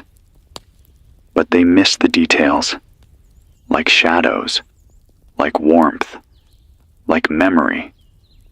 They don't have our cracks, the little things that make us real, mistakes, hesitation, laughter. You ever hear one of them laugh? I did once. It wasn't right. Too perfect. Like someone typed laughter into a machine and hit play. Don't follow the perfect people. They're not people. All right. Updates. Las Vegas is dark. I mean black. Whole grid down. No backup. No generators. One man said the strip is just a canyon of glass now. No neon. No music, just reflections that breathe. A child from Kansas reportedly walked into a church and started drawing spirals in ash across the pews, spoke in Latin, then collapsed. No pulse, but no decay either. 4 days now, still no rot, just stillness. There's a cave in Montana that hums when the wind hits just right. Someone camped near it said they heard a song coming from inside. The same song they dreamed about the night before. They left. Smart. The world isn't what it was. It's rearranging. Physics don't stick anymore. Time skips like a scratched record. Whole days go missing. Or repeat. I've had the same visitor knock 3 nights in a row. Same rhythm. Same timing. But the knock comes from the ceiling. No attic up there. Just tower wiring and dead air. I don't answer. You shouldn't either. Last night, I found a photo in my coat. Never seen it before. Black and white. Me, as a child, holding hands with someone I don't remember. A girl, maybe 8 or 9. Blonde hair, pale eyes, long scar on her cheek. On the back, don't forget her again. I don't know who she is, but I haven't thrown the photo away. Because maybe, just maybe, it's mine. A piece of me someone's trying to steal back. And if that's true, then remembering is resistance. So here's what I want you to do. Today, before the light fades, say your name out loud. Say where you were born. Say who raised you. Say the name of your favorite song. Your first pet. The smell of your school books. The taste of cold cereal on a Saturday morning. Say the name of someone you lost, and say it like they can hear you. This is your signal. This is your fire. This is the part they can't steal. Say it out loud, even if no one's listening. Even if it's just you and the trees. Say it anyway. Because this is what makes us real. I'm Jake Morgan, and I still remember. 2:13 p.m. Still no sun. Just that low smog filter glow. You'd think it'd snow again, but nothing falls. Air's dry. The kind of dry that cracks your skin after 5 minutes. I wrapped my hands in cloth strips from the old station banner. Bright red. Used to say Zed, light of the valley. Only the word light still shows. Fitting. The old world's peeling off, layer by layer, not vanishing, not burning, just shedding. Like something underneath is waking up and shaking the dust of us loose. I've had this feeling lately, like something's listening. Not the way you're listening now. Not like radio. Like inside. Like I'm being heard before I even speak. When I write something down, the page hums. When I think about names, I forget my own. Only for a second. But it's happening more. I've started wearing headphones when I sleep. Not plugged into anything, just dead silence. It helps. A little. Keeps the thoughts where they belong. For now. I got a strange package earlier, left by the generator. No return label. Inside, a jar. Glass. Sealed tight. Half full of black water. And a tooth. Not human. The tooth is long, slightly curved. Looks like ivory, but it's soft. Warmer than it should be. When I held it too long, it started vibrating. Just lightly. Like a phone on silent. I buried the jar. Deep. Over by the eastern ridge. But I can still feel it humming through the ground. If you get something like that, don't open it. Don't study it. Don't wonder. That's the trap. Curiosity is how it spreads. The less you know, the less it sees. Let's take a voice. Line 6. You're live. Jake. It's Bo. From outside Laredo. Go ahead, Bo. We found a house. Looked normal. Windows boarded. Garage closed. But the chimney was glowing. Glowing? Yeah. Dim blue light. No smoke. No heat. Just glow. Like something inside was alive. We didn't go in. Smart. But when we walked by, the chimney started whispering. What did it say? It said our names. All of us. In different voices. One sounded like my brother. He died last year. Bo, you still with me? Yeah. I didn't know how it knew.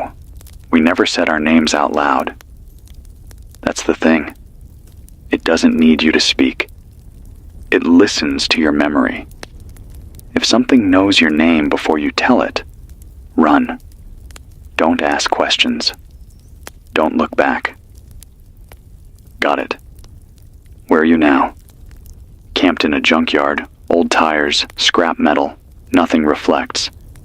We sleep between crushed cars. The metal helps, blocks signals. You're doing good, Bo. Keep the fire low. Stay close. And if you hear your name again, cover your ears and don't answer.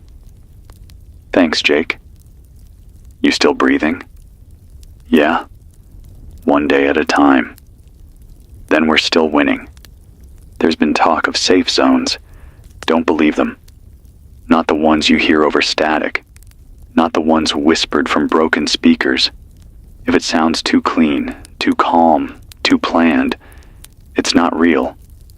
A woman from Duluth walked 20 miles toward a supposed outpost, followed a map left on her windshield, looked hand-drawn, crude. But the handwriting was hers. She didn't remember writing it, but she followed it anyway. She found a circle of radios, all tuned to dead frequencies. In the center, a man, eyes closed, humming. She said the air rippled, like heat off asphalt. She didn't get any closer, just turned around, walked away. But now she says she hears static in her sleep, and wakes up with sand in her mouth. That's what I mean. There's places out there that remember how to sound safe, but they're not. You want safety? Find people. Not places. People. The imperfect ones. The tired ones. The ones who shake when they speak, who stutter when they pray. They're the real ones. Everything else is bait. All right. Here's something I want to try. A roll call. If you're listening and still alive, write your name. Somewhere permanent. Somewhere loud. Carve it into a tree. Chalk it on a wall. Burn it into a piece of wood.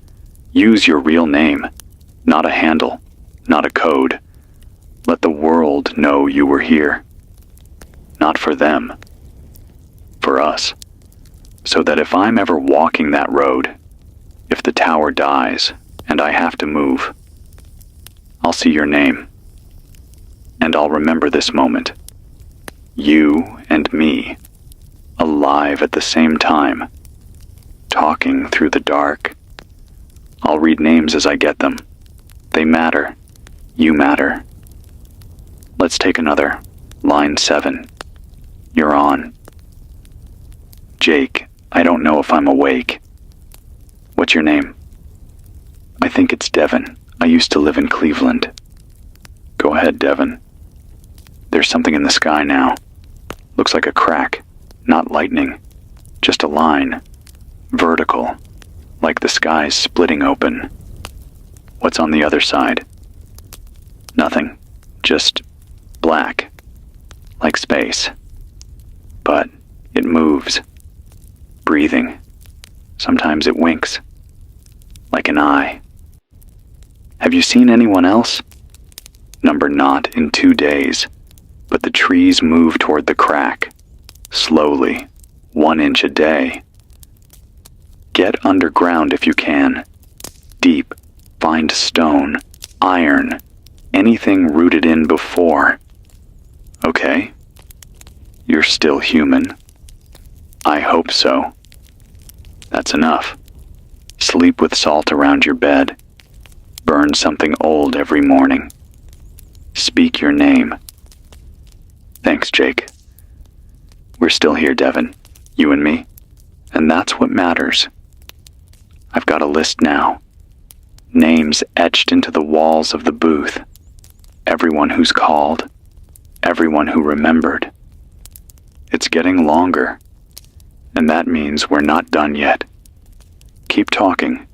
Keep writing. Keep being. This is Jake Morgan.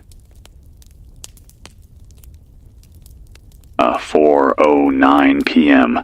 One of the long ones. The kind of day where time stretches. Like a rubber band right before it snaps. I keep checking the clock, but the hands haven't moved. I wind it. Tap it. Nothing. But I know it's been hours. Light outside's gone yellow-gray. That kind of filtered hue you get through dust or fog. But there's no fog. No dust. Just air that doesn't feel like air anymore. I cracked the door again. Needed to check the antenna cables. One of them keeps sparking when the wind kicks. As I was out there, maybe 20 feet from the booth, I heard my own voice. Behind me. Clear, calm, exact. Same tone I use when I start a broadcast. It said, "Still with us." I didn't turn around. I finished what I had to do. Walked back inside. Locked the door. There's something using us now. Echoing. Not in a ghost way. Not in a haunting way. In a learning way. Like it's memorizing tone. Cadence. Memory. I've been told this isn't isolated. A woman from Tulsa said she left a recorder running overnight. Cassette. No power source. Just tape. In the morning there was audio. Her voice. Singing. She hasn't sung since she was 9. She doesn't remember the words. But the tape does. Let me give you a few more survival tips. Keep something heavy on both sides of every door. Sound moves differently now. It bends around barriers. So does whatever else this is. If your fire flickers blue, extinguish it. That means it's seen. Not you, but the place. Move. Now don't trust animals that approach alone. Packs behave normal. But singles? They're scouts. I don't know for what. Mark your body. Seriously. Use ink, charcoal, a knife if you have to. Mark your own skin. Something only you know. Something no voice can fake. It helps. I've got 3 lines on my forearm. One for every year I lived with my mother in that house near Harrisburg. One for each loss I swore I'd never forget. They haven't faded yet. They remind me that I'm still this. Still Jake. Still real. Let's try a line. Line 5. You're live. Jake, it's Martin. I'm in Wyoming. Or what's left of it. Go ahead, Martin. I saw the moon blink. Come again. I was up in the ridge. No lights. Just sky. And I saw the moon blink. Like an eye. Slow. One shut. One open. And then, the stars rippled. Like fabric. Like something brushed past the edge of the atmosphere. It was so big I didn't see it. I just saw its absence. What happened next? I started bleeding from my nose. My teeth felt loose. I bit down hard and didn't stop until morning. Are you okay now? I think so, but I don't dream anymore. That might be a good thing. Yeah, maybe. Stay breathing, Martin. Keep one foot on stone when you sleep. I've started having these gaps. Not like blackouts, Just stretches where I don't remember moving. I'll be in the chair. Then suddenly across the room, holding something I don't remember picking up. Today it was a spoon, covered in salt. I don't even have salt anymore. It's messing with causality. That's the best way I can say it. Not time travel, just time bending, looping in on itself, until cause and effect untangle. Like we remember something before it happens. Like pain comes before the wound. I cut my hand yesterday, sharp edge on the rack, but I felt the sting before I touched it. Tell me that's not wrong. Tell me this world is still running on rules. Because I don't think it is, and I think that means anything's possible.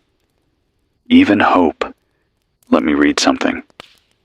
Letter came in 3 days ago. Left in a tin lunchbox by the shed out back. Still warm when I opened it. No sender. Inside, a single note. The first signal is not the last. There is another, a lower one. Beneath sound, beneath thought. You will feel it in the teeth, in the bones, in the sleep that never ends. And a drawing. Looked like an ear. But inside the ear, a door. I've had the hum in my jaw for weeks. I grind my teeth when I sleep now. I think it's my body trying to drown something out. If you feel it too, bite down. Hard. Let your blood remind you what's real. Sound can't steal what pain already owns. Let's take one more call. Line 8. Go ahead. Jake, I think I'm on the water. Where are you? I don't know. I woke up on a boat, small, no motor, just drifting. Do you remember how you got there? Last thing I remember was sleep. Deep sleep. Like I sank. What do you see? Nothing. Just black ocean in all directions. But there's a light under the boat. Pale green. Not rising. Just following. Don't look at it. I already did. What happened?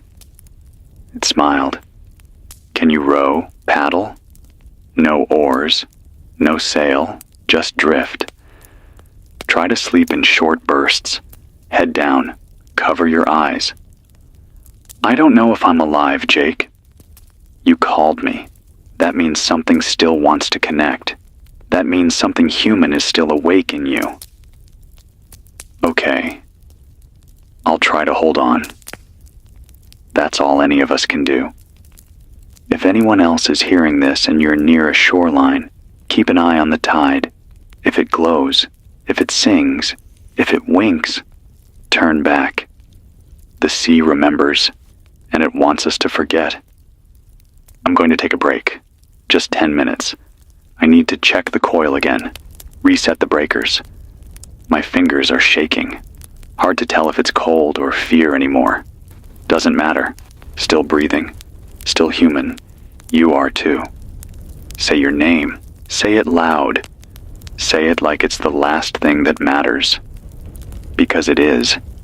This is Jake Morgan. 5:56 p.m. The light's almost gone. I know I've said that before, but this feels different. It's not night yet, but it's not day either. The shadows are longer than they should be. The sun's still above the horizon, but it's dim, like someone put a sheet of wax over it. And the tower, God, the tower looks wrong. I looked up at it a minute ago and realized the shadow it casts doesn't match the sun, not even close. It's pointing northeast. The sun's setting, and the shadow's not steady. It pulses, like it's breathing. I stopped watching. I've blocked the window with an old quilt, dark side out. Whatever's happening out there, it doesn't belong in here. Inside, it's warm. Well, Warm enough. I got the west coil stable again, wrapped the casing in copper from an old grounding plate, ran a manual check. We're broadcasting clean. For now. If this signal is reaching you, if you can hear me, it means the patch held. That means something still works. That means we're still connected. Let's talk about dreams. I know most of you have stopped sleeping. I get it. I barely close my eyes more than a minute or two at a time. But when you do sleep, you've probably seen it. The road, the long one, empty, cracked, trees too tall, no signs, no turns, just forward. You walk it alone. And then you hear your name. It comes from the ditch, from the sky, from behind your own teeth. The first time, you stop. The second time, you look. The third time, you wake up. Or don't. Some haven't.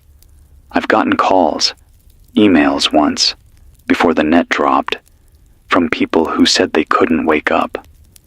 They'd see the road, then hear their name, then feel their body fall. But the dream didn't end.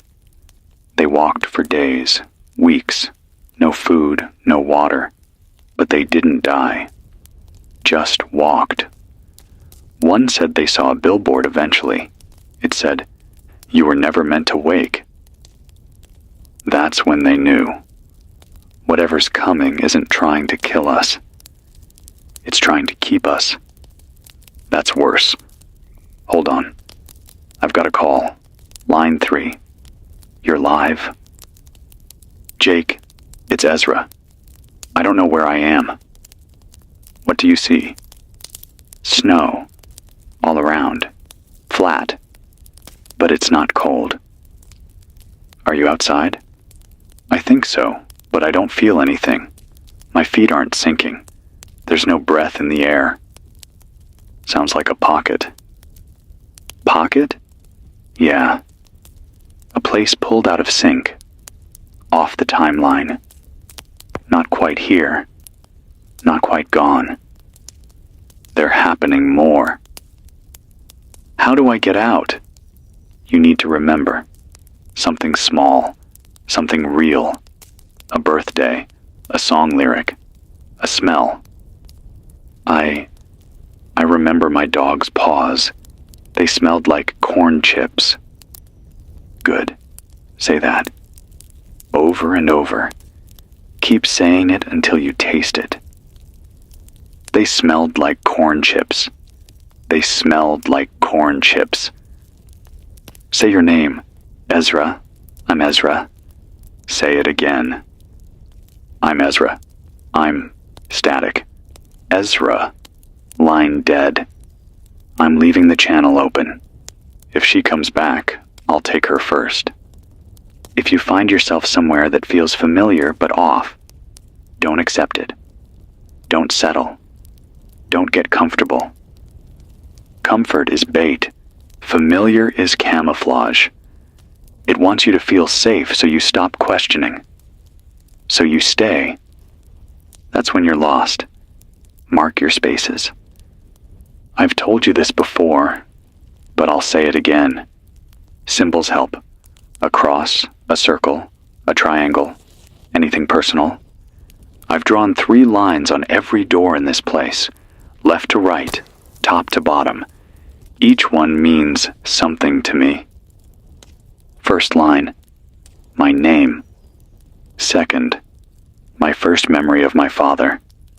Third, the word stay. It's stupid, maybe, but when I pass through those doors, I feel grounded. I feel me, and that's rare now. More updates. Reports coming in from Western Oregon. The fog isn't fog. It moves against the wind. Avoid dense patches. It can enter your mouth, your ears, your thoughts. A man in Tampa said the streetlights now click in Morse code. He translated it. The phrase repeats every hour, "Make room in your mind." He started wearing tin foil inside his hat. I'd laugh, but I'm doing the same. There's a video going around. USB stick passed by hand, showing a man walking backwards through a mall. No edits, no tricks. But everything around him, people, objects, reflections, moves forward.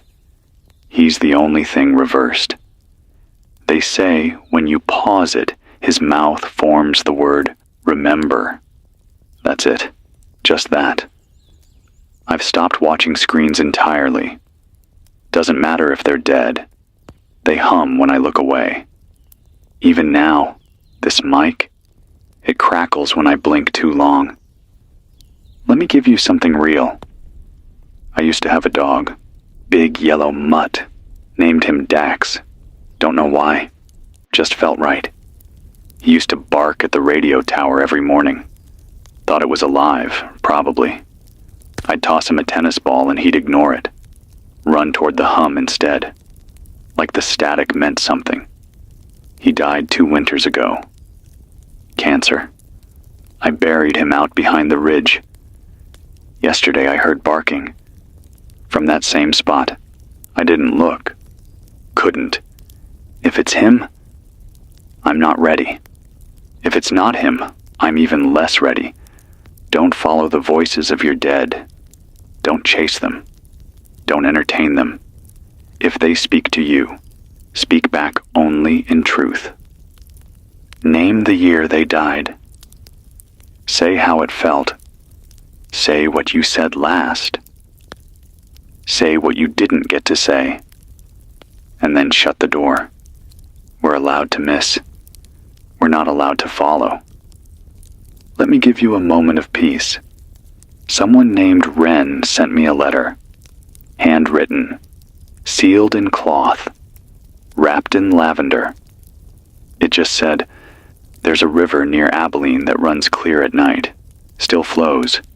Cold as memory. If you find it, you can drink. Just once. No more.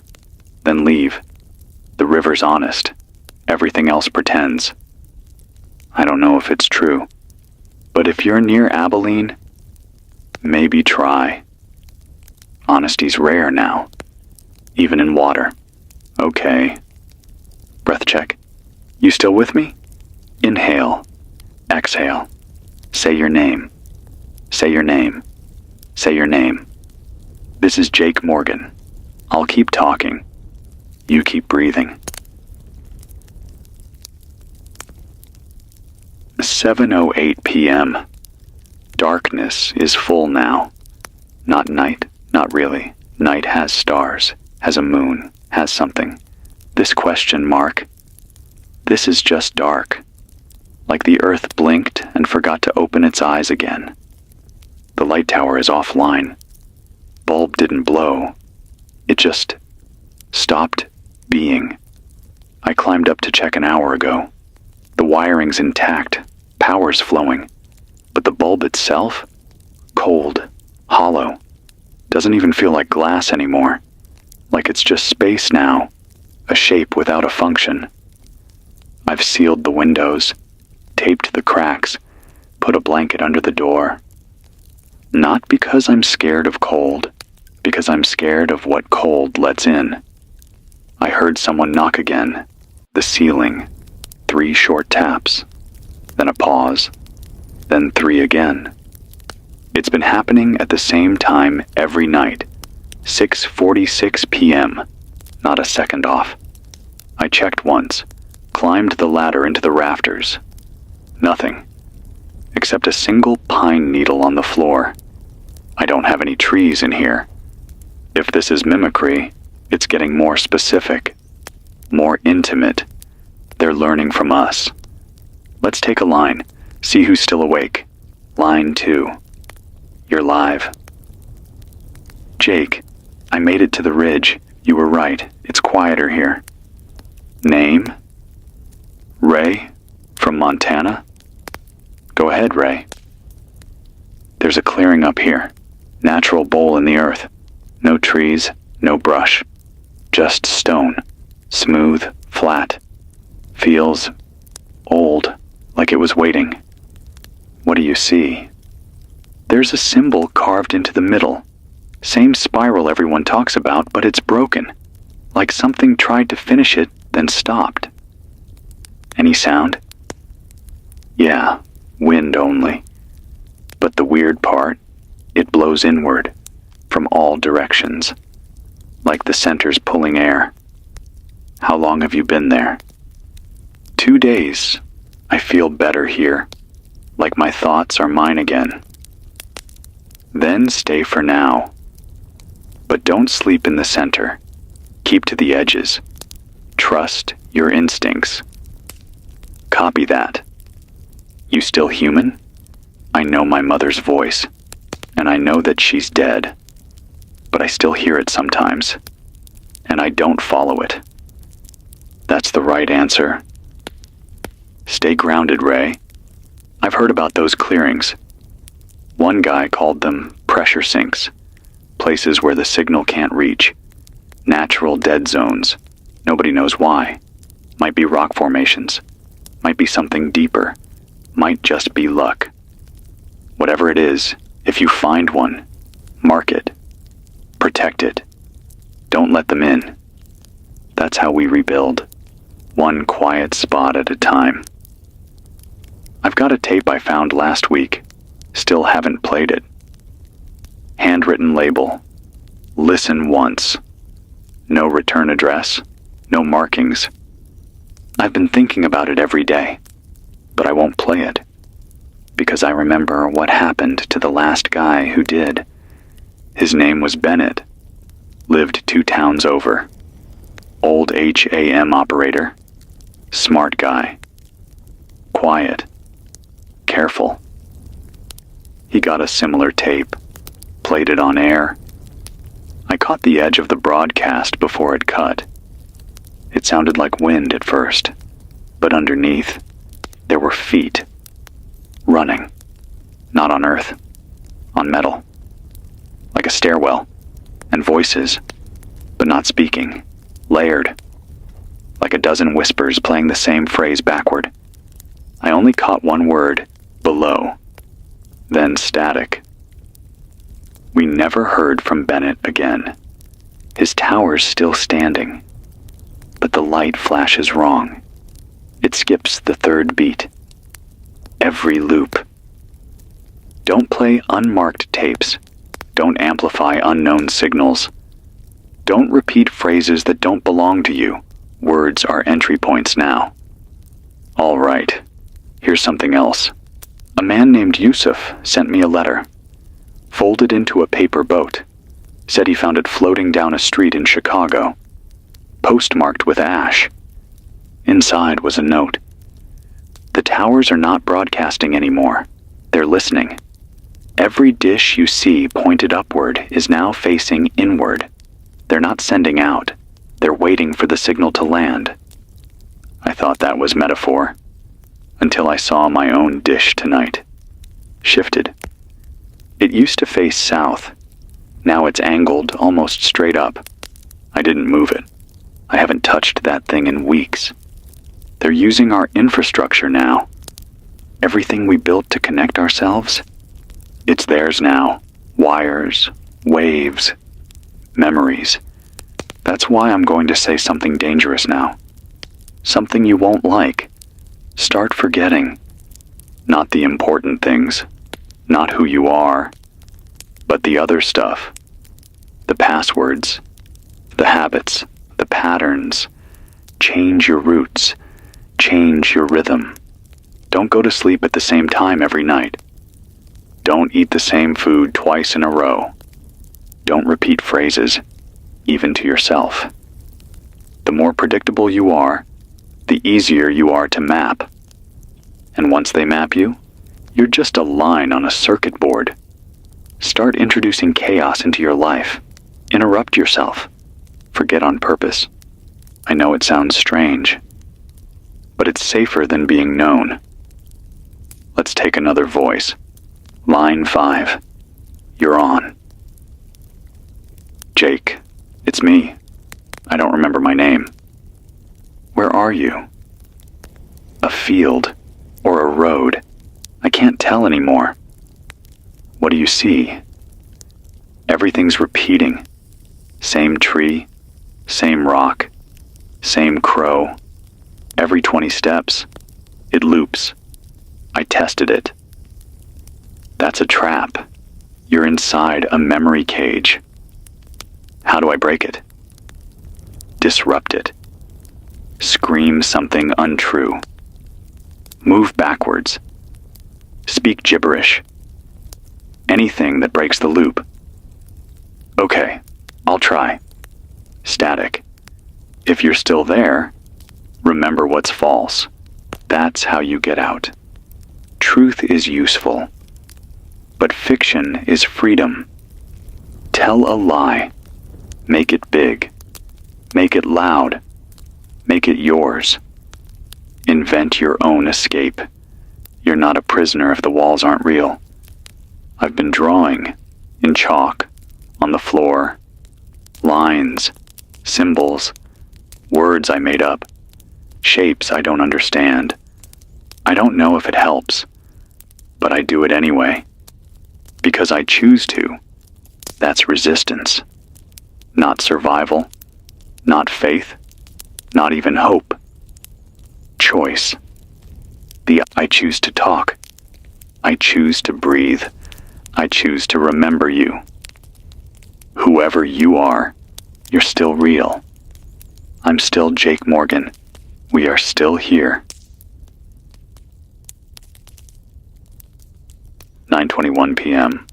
Can't tell if it's night or just the sky folding inward again. Either way, no moon, no stars. Not even that red haze that used to hang around the horizon. Just black. It's not just dark, it's thick, like something poured tar over the sky. It presses in from the corners of your eyes. I turned off the booth lights. Just the little red LED on the mic now. It's easier to think in the dark when you can see your hands. There's a new sound outside. Low, constant, not mechanical, not wind. It's like a throat clearing, over and over, from the trees. Same rhythm every 4 seconds.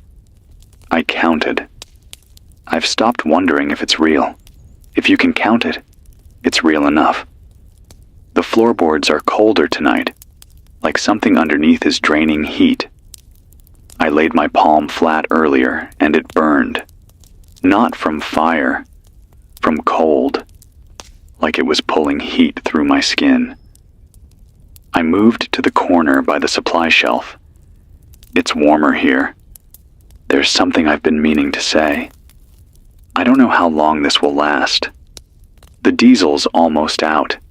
Maybe 2 days left, tops. If I can't get to the maintenance yard, this transmitter dies. And if it dies, so do these words. So here's what I want you to do.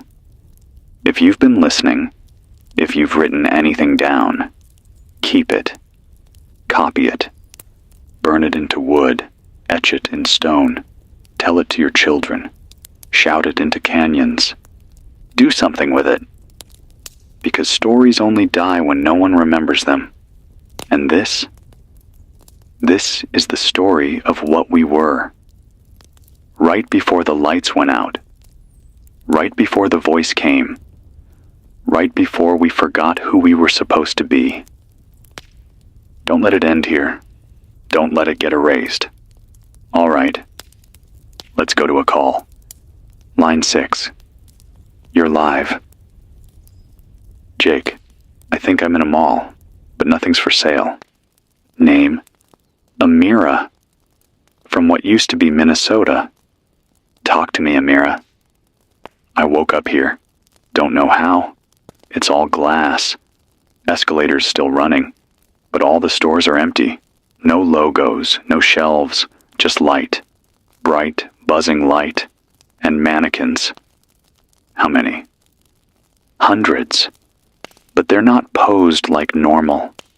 They're facing each other, like they were talking when I showed up. Are they moving? Number, not yet, but they're closer than they were every time I look away. Can you leave? I've tried. Every exit leads back inside, like the layout's looping. Find a mirror. I found one, but it didn't show me. It showed the mall, but with people. Real ones. Shopping. Laughing. Not now. That's memory. The weird part? I was in it, but younger. That's bait. Don't go toward it. I didn't. I broke the mirror. Good. Find a dark spot. Sit facing outward. Hum something broken. Stay awake. I will. If you hear yourself behind you, don't turn around. Copy that. We're still here, Amira. You and me. Thanks, Jake. I've heard about those malls. They show up all over. Not the same layout, but the same rules. Mirrors lie. Lights hum. Time folds. They're not places. They're traps. Built from our own memories, our own patterns, the things we find familiar. So we lower our guard. That's what this thing feeds on. Not just fear, trust, familiarity. The impulse to relax, to believe. Don't give it that. Suspicion is survival. You feel paranoid? Good. Means you're awake. Let's take another. Line 9. You're on. Jake, I saw the stars come back. Where? Arkansas. Middle of nowhere. Sky just cracked open for 20 minutes. Stars brighter than ever. What happened? They spelled something. Spelled. Not letters, just positions, movements. I followed the path with a compass. Led me to a burned tree, roots exposed. Something buried beneath. Did you dig? Number just listened. It was humming, like it was dreaming. What did it dream? My name. Then you did right. You didn't answer. Number, but it felt like me. That's what it does. It feels like you, so you let it in. I'm still me, Jake. I think. That's enough. Stay far from that place. Mark it. Warn others. Don't return. I won't. If anyone else sees the stars align, don't follow. Don't track. Don't connect the dots. This thing knows we crave meaning. It draws lines, so we'll follow them right into its mouth. Meaning is a weapon. We made a world out of symbols. Numbers. Words. Music. Emotion. Now those things are being used against us. It's a war of thought. Not bombs, not blood, but understanding. They win when we stop questioning what's true, so keep questioning, even me. Especially me. You hear something in my voice that doesn't feel right? Cut the signal.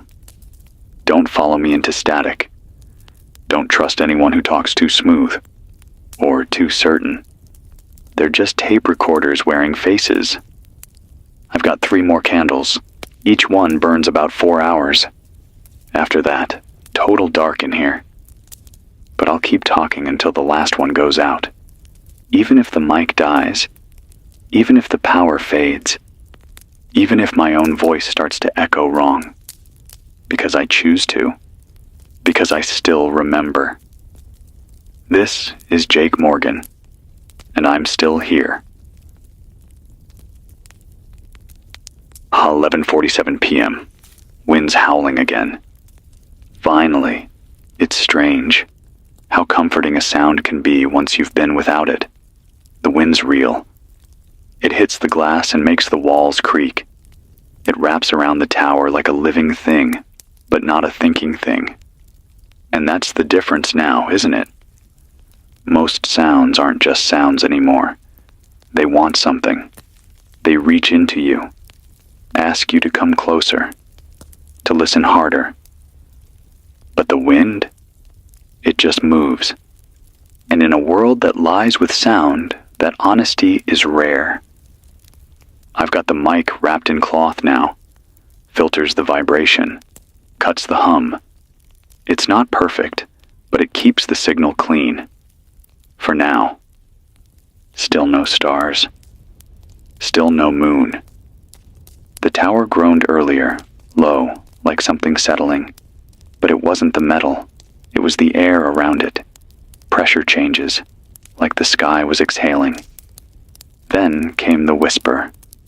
One word. Right outside the glass. Open. No voice, just tone, like a thought spoken aloud. I didn't. I won't. You shouldn't either.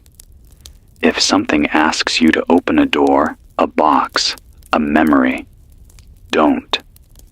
Because the invitation is the infection. It doesn't need your body. It needs your yes. I've been sleeping in shifts, 20 minutes at a time, waking before the dreams settle. I leave the radio on low when I sleep. Just static. White noise. Sometimes that static starts to talk. Real soft, like it's trying not to wake me. Last night it said, "You're doing good, Jake. You're almost home." I haven't called any place home in over a year. That voice was not mine, not hers either. Let's check the line. Caller, you're live. Jake, I didn't think I'd get through. What's your name? Connor. Outside St. Louis. What are you seeing? It's shifting. The ground. Like water. But dry. The grass moves like waves when no one's walking. And the trees lean toward the radio. Toward your radio? Yeah. It's always on. We use it to track whatever's moving. But now, the signal's wrong. How? It plays your voice, but not your words. You're singing. Connor, that's not my feed. I know. That's why I called. What should I do? Break the antenna. Now disconnect the coil. It might kill the power. That's better than it killing you. Okay, hang on. Static, then silence. Connor, silence. I'm leaving the channel open. If you hear this again, send a sign, a tone, anything. They're copying me now. I figured it was coming. The more I speak, the more it learns. I don't know if it's listening directly, or if it's just soaking up the signal through the cracks. But if you hear me say something sweet, something perfect, something too calm to be real, that's not me. If I ever tell you to follow, to open, to walk toward, that's not me. If I sing, turn, it, office, and run. Here's something useful. A woman named Nadine sent me a coded page, handwritten cipher in broken English. Took me a day to decode it. It was a warning. There's a shape in the woods. It casts no shadow. It makes no sound. But it remembers your footfalls. It maps your rhythm, your walk. Once it knows your gait, it can wear your shape. I didn't believe it until yesterday. I saw myself. Not a mirror, not a reflection. Across the lot, in the trees, standing in the same jacket, same boots, face shadowed, head tilted. I raised my hand. It raised the wrong one, left instead of right. Then it smiled and vanished. That's how I knew I'm still me. I make mistakes. It doesn't. Perfection is a trap. It wants you to trust it. So if someone shows up looking flawless, speaking smooth, ask them something messy. Ask them about pain, about regret, about loss. If they flinch, they're real. If they smile, they're not. Okay, time for names. These are the ones I've etched into the south wall of the booth. If you hear your name, know that someone remembers you, that someone heard you, that you mattered. Ezra, Martin, Ray, Gina, Mila, Building Lena, Theo, Amira, Rachel, Malik, Angela, Shane, Elise, Reese. I can't remember them all, but I try. Because forgetting is the first step toward being taken, and I won't give that up. Let's take another. Line 7. You're live. I'm hearing music, but it's not music. What's your name? Jade, from Georgia. Talk to me, Jade. It's playing outside, at night. Software like a lullaby played backwards. No rhythm, just invitation. Where's it coming from? Speaker wires, old ones, wrapped around a fence post. We didn't hook them to anything. They just started humming. What do you feel when it plays? Nostalgia, but for something I never lived. Don't listen too long. Muffle your ears. White noise helps. I sing to drown it out. What do you sing? My mother's voice, off-key, real broken. Perfect. Keep that with you. I will. Jade? Yeah? I'm proud of you. Thanks, Jake. You're still breathing, still choosing. That's everything. We've got time for one more. Line 4, go ahead. This is June, from the Upper Peninsula. How's it up there? Quiet. Too quiet. Even the insects are gone. We keep a fire going, but it burns blue now. Do you trust it? Number, but it keeps us sane. For now. What are you afraid of? The dreams. We all have the same one now, even the baby. Describe it. A hallway, endless. Fluorescent lights overhead. No shadows. Just a man in the distance, walking away. But he has no back, just a front, all the way around. Say that again? He's facing us, but walking away. You understand? Yeah, I do. Burn cedar if you have it. Salt the entrances. Sleep with something metal touching your skin. We'll try. Stay together, June. Always. It's almost midnight now. The winds are dying again. Static's climbing up the signal, inch by inch.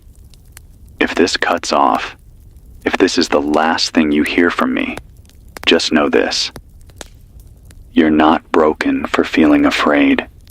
You're not weak for holding on. And you're not alone. Not yet. I'll speak until I can't. You listen until you can't. And we'll meet in the middle, between the silence and the scream. This is Jake Morgan, and I remember everything. 1 a.m. Still here. I lit the last candle an hour ago. The other two burned out in unison, exactly 12:12 a.m. I didn't time them, didn't plan it, but they flickered, danced, and then gone. And just before they died, I swear the flames leaned toward the same corner, the one by the breaker panel. I haven't looked over there since. The power's fading in the west grid. You might hear it in the signal, like a heartbeat behind my voice. That's not me. That's the backup coil straining. I'll try to reroute it tomorrow. If there is a tomorrow. It's harder to say that now, isn't it? Time's coming apart. I know, I keep saying that. But tonight, it's different. Earlier, I found a note, taped to the inside of my coat. I haven't taken this coat off in 3 days. The note said, "Stop broadcasting. You're pulling them in. The more you speak, the more they hear." No signature. Just those words, scribbled in a hand that looks like mine, but not quite. The G in broadcasting is too neat. I don't write like that. Not anymore. I thought about stopping. Just for a moment. But then I remembered something. A woman named Sabine called in 2 weeks ago.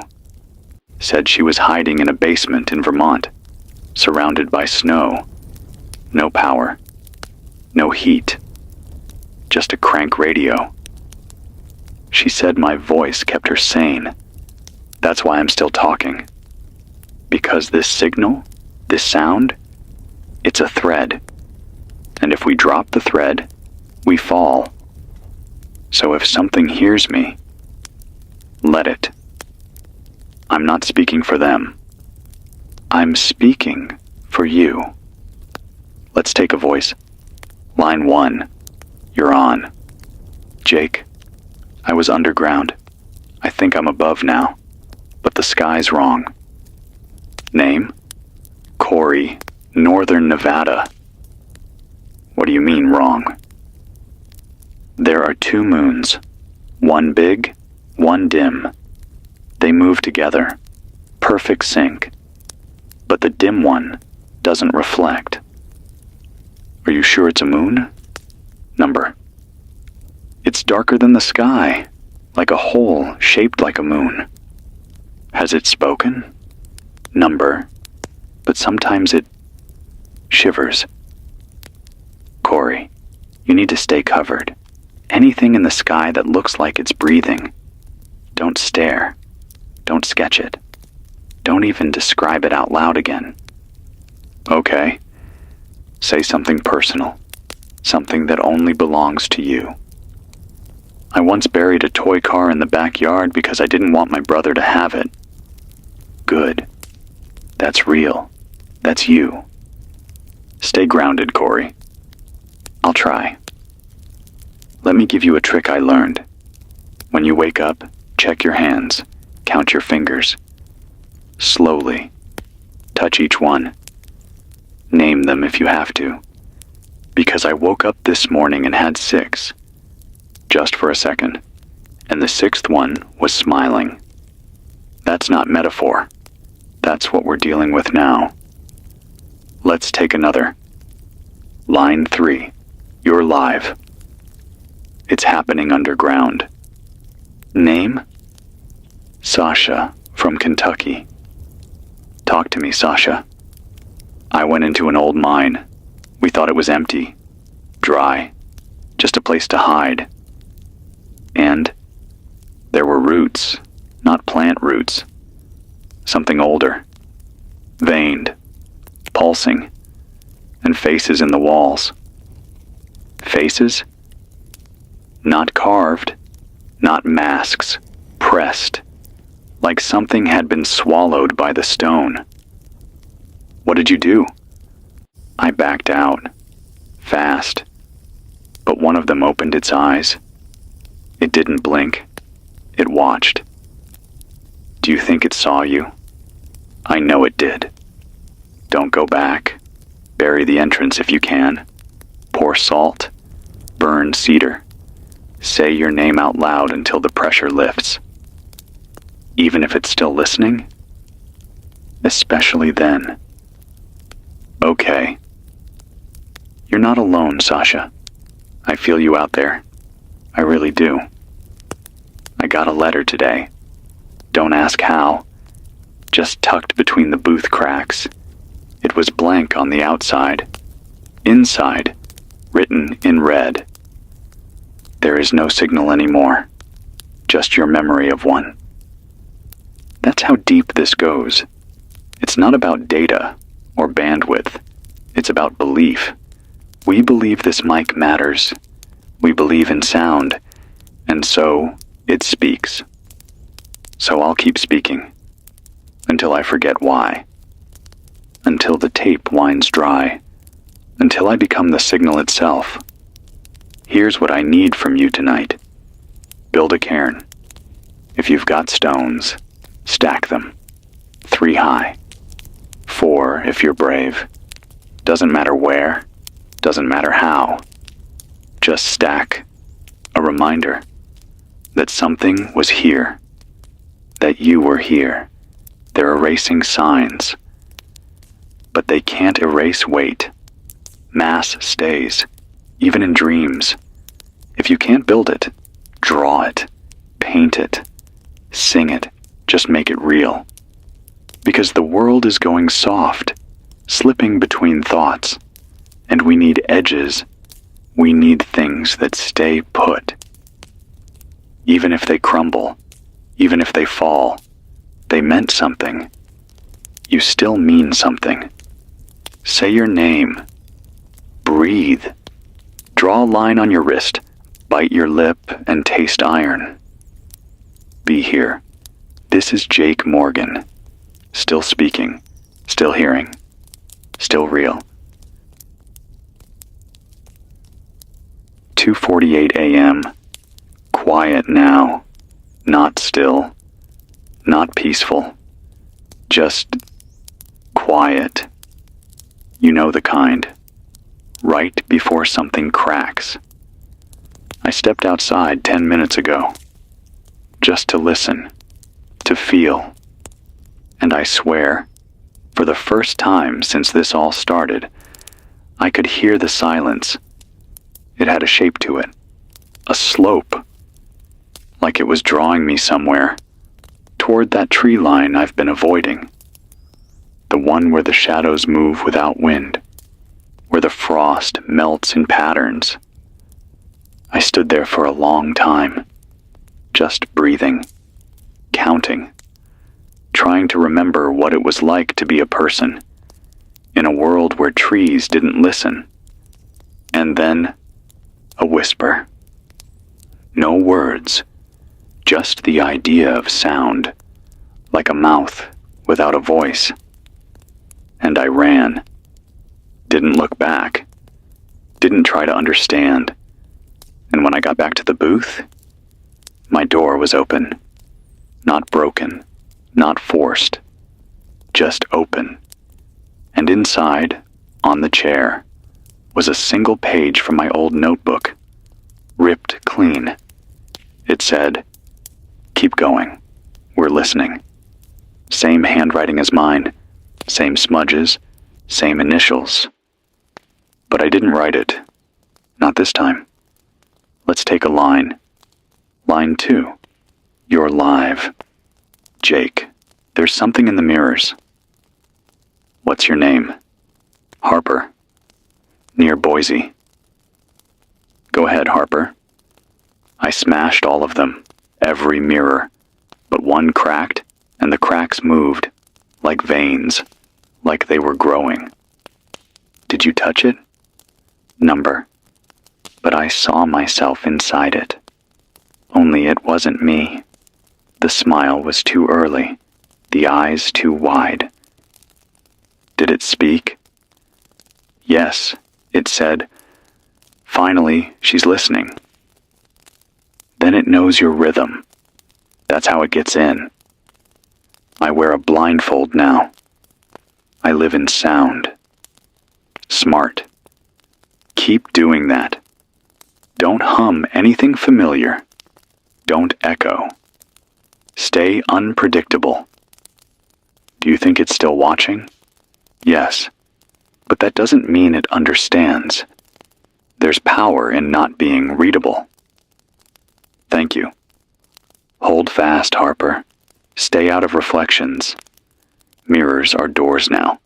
but not into other places. They're doors into doubt. And once you doubt who you are, what's real, you're open. And if you're open, you're gone. I've made peace with forgetting some things. Not the names, not the stories, but the calendar, the idea of days. I don't know what day this is. Could be Tuesday, could be the end. Doesn't matter. All that matters is this next word, this next breath. You, me, here. Now, let's take another. Line 6. Go ahead. It's Max, from up near Traverse City. Welcome, Max. I walked into a grocery store. Everything was stocked. Full shelves, bright lights, music playing, but no people. And I should have known it was wrong. But I was hungry. I ate. Just a granola bar. What happened? The wrappers changed in my hand, said, "Thank you for trusting us." And then the walls blinked. What do you mean? Literally. The corners, where the ceiling meets the wall, they blinked. Just once. Did you run? Yes, but my tongue still tastes like metal. My thoughts echo. When I speak, it feels like something else is listening through me. Max, you've been partially mapped. You need to desync. How? Move with rhythm, then break it. Dance without repetition. Speak in broken rhyme. Sleep in shifting positions. Scramble yourself. Be chaos. Okay, I'll try. And Max? Yeah? Remember something painful, something ugly, something unshareable. That's yours. That's what keeps you from becoming a script. I miss my dad, but I'm glad I never forgave him. Hold on to that. Truth is messy. That's how we know it's ours. Thank you, Max. All right. Here's what we're seeing in the last 24 hours. Columbia River has stopped flowing. Not frozen, just paused. Water stands in place like glass. Local reports say it hums when approached. Avoid it. In New Jersey, birds have started arranging in letters. A woman captured 300 starlings forming the word join. No wind, no reason. They just hovered. A girl in Alabama says she found her diary rewritten. Every entry now ends with the same phrase. That wasn't me. If you find a version of your handwriting that feels too clean, too certain, burn it. You're not memory, you're choice. That's what they hate. They want a pattern, a loop. You're a glitch in the loop. You're a miracle. Okay, I've got a message here, scrawled on a crumpled napkin. Found it under the door when I got back. It says, "You were louder when you were scared." I don't know if it's a threat or a memory. Either way, maybe it's right. So I'm raising my voice now. Because fear isn't failure. Fear is presence. Fear is proof. You don't fear if you're not real. Let's take one last call. Line 4. You're on. Jake, I'm tired. Name? Does it matter anymore? Yes. Allie. Thank you. Where are you? South Dakota. But it feels like nowhere. What do you see? A barn. Half collapsed. Inside there's a child. Doesn't speak. Just stares. Same face every time I check. No blink. No breath. Have you spoken to it? Number, but last night it moved its head. Just a little. Like it knew I was wondering. What are you going to do? Leave. before I forget how. Do you remember your favorite sound? Yeah, rain on a tin roof. Good. Say that when the silence gets close. Say it like a drumbeat. Okay, I will. We're still here, Allie. You're not alone. Thanks. All right. Breathe check. Say your name. Say it like a weapon. Say it like a prayer. Say it like the last thing you'll leave behind when the wind blows your house to dust. This is Jake Morgan. I'm still breathing. You are too. Let's not forget that. 4:19 a.m. Something passed overhead. Didn't see it. Didn't hear it. But I felt it. Pressure dropped. Not like weather. Like weight. Like a freight train made of gravity rolled across the roof. The walls flexed. The air went tight. And the whole booth sighed. And then the whisper again. Closer. Open. Still just that word. Still no voice. But now it's inside my head. I'm not hearing it with ears. I'm hearing it with memory. I've got the mic wrapped in another cloth, and I've tied copper wire around the base. Might not help, but it feels like armor. You do what you can. You hold the little rituals. You protect the edges of your world. And you wait for the sky to go quiet again. I haven't left the booth in 2 days. Food's running low. Water's fine. I've got the condensation collector rigged by the back window. It pulls enough to drink. Tastes like metal and old breath. But it works. No power left in the backup cell. Everything runs off crank and memory now. That's how it should be. Let's take a call. Line 3. You're live. Jake? I think they took the alphabet. Say again? My name's Nora, up near Bangor. I woke up and couldn't read. Nothing. Street signs, books, labels, all blank. Are your eyes okay? Yes, but the letters aren't. It's like the meaning bled out. Can you write? Number I try, but it just becomes spirals. Even when I think of words, I hear them twist, like something's replacing them. What have you done? I stopped speaking. I hum now. Random tones. It helps. Keep humming. Keep the pattern random. Don't let your mind settle into loops. And the letters? Burn what you can. If it's empty, it's infected. Start over. Make your own symbols. Paint them. Carve them. Give them your meaning. Language was ours before they learned how to use it. I'll try. You're still thinking. That's proof enough. You're real, Nora. Thanks, Jake. They're targeting thought now. Not just memory. Not just sound. But meaning. They're draining the glue that holds sense together. Pulling the nails out of understanding. I found an old emergency manual earlier. Red cover. Bold letters. Used to be taped to the breaker panel. Now, blank. Every page. Every diagram. Even the cover. But I remember what it said. Power loss protocol. If the signal drops, repeat the words that built you. That line hit me. The words that built you.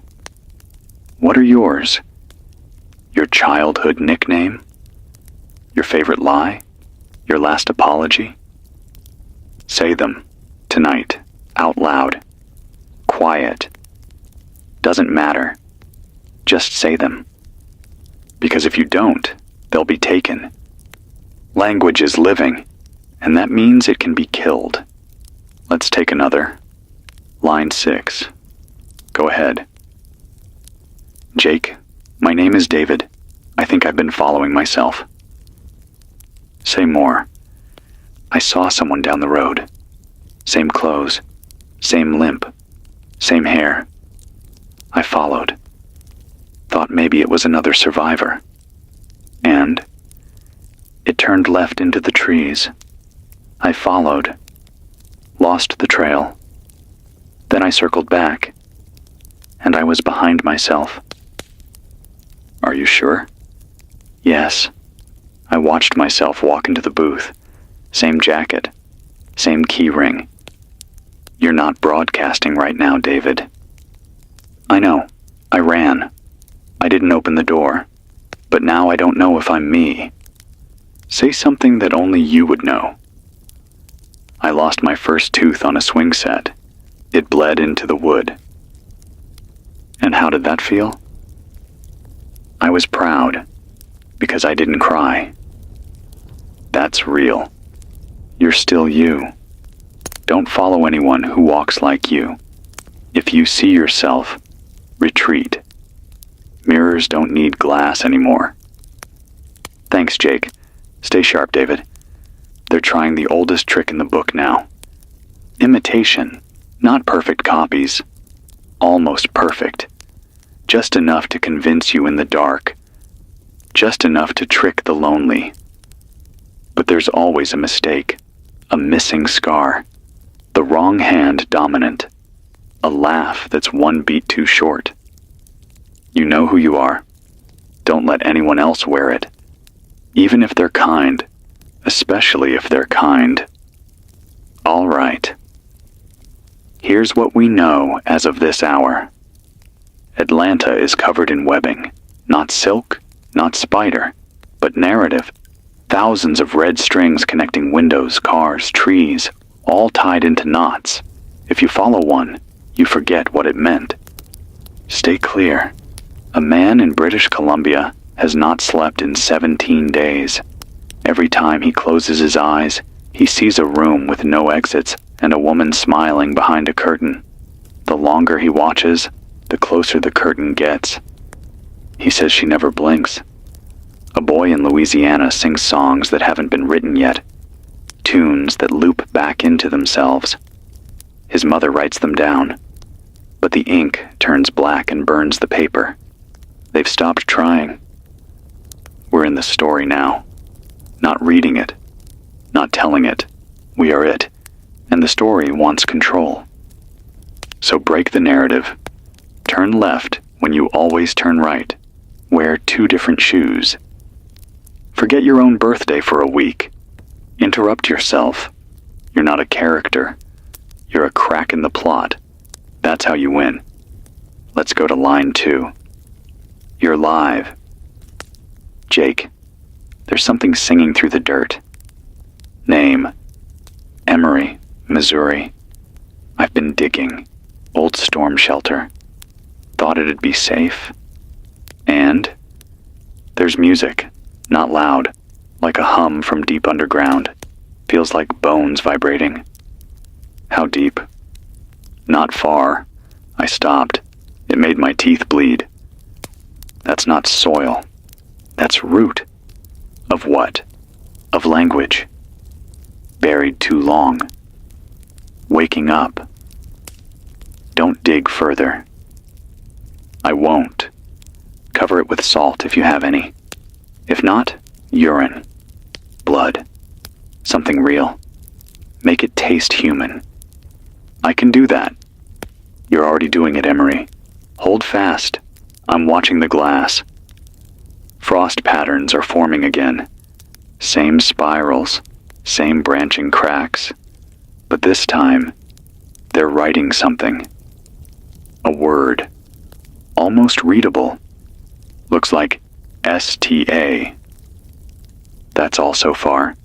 Maybe it's stay. Maybe it's start. Maybe it's static. I'll let you know when it finishes. Unless I'm gone.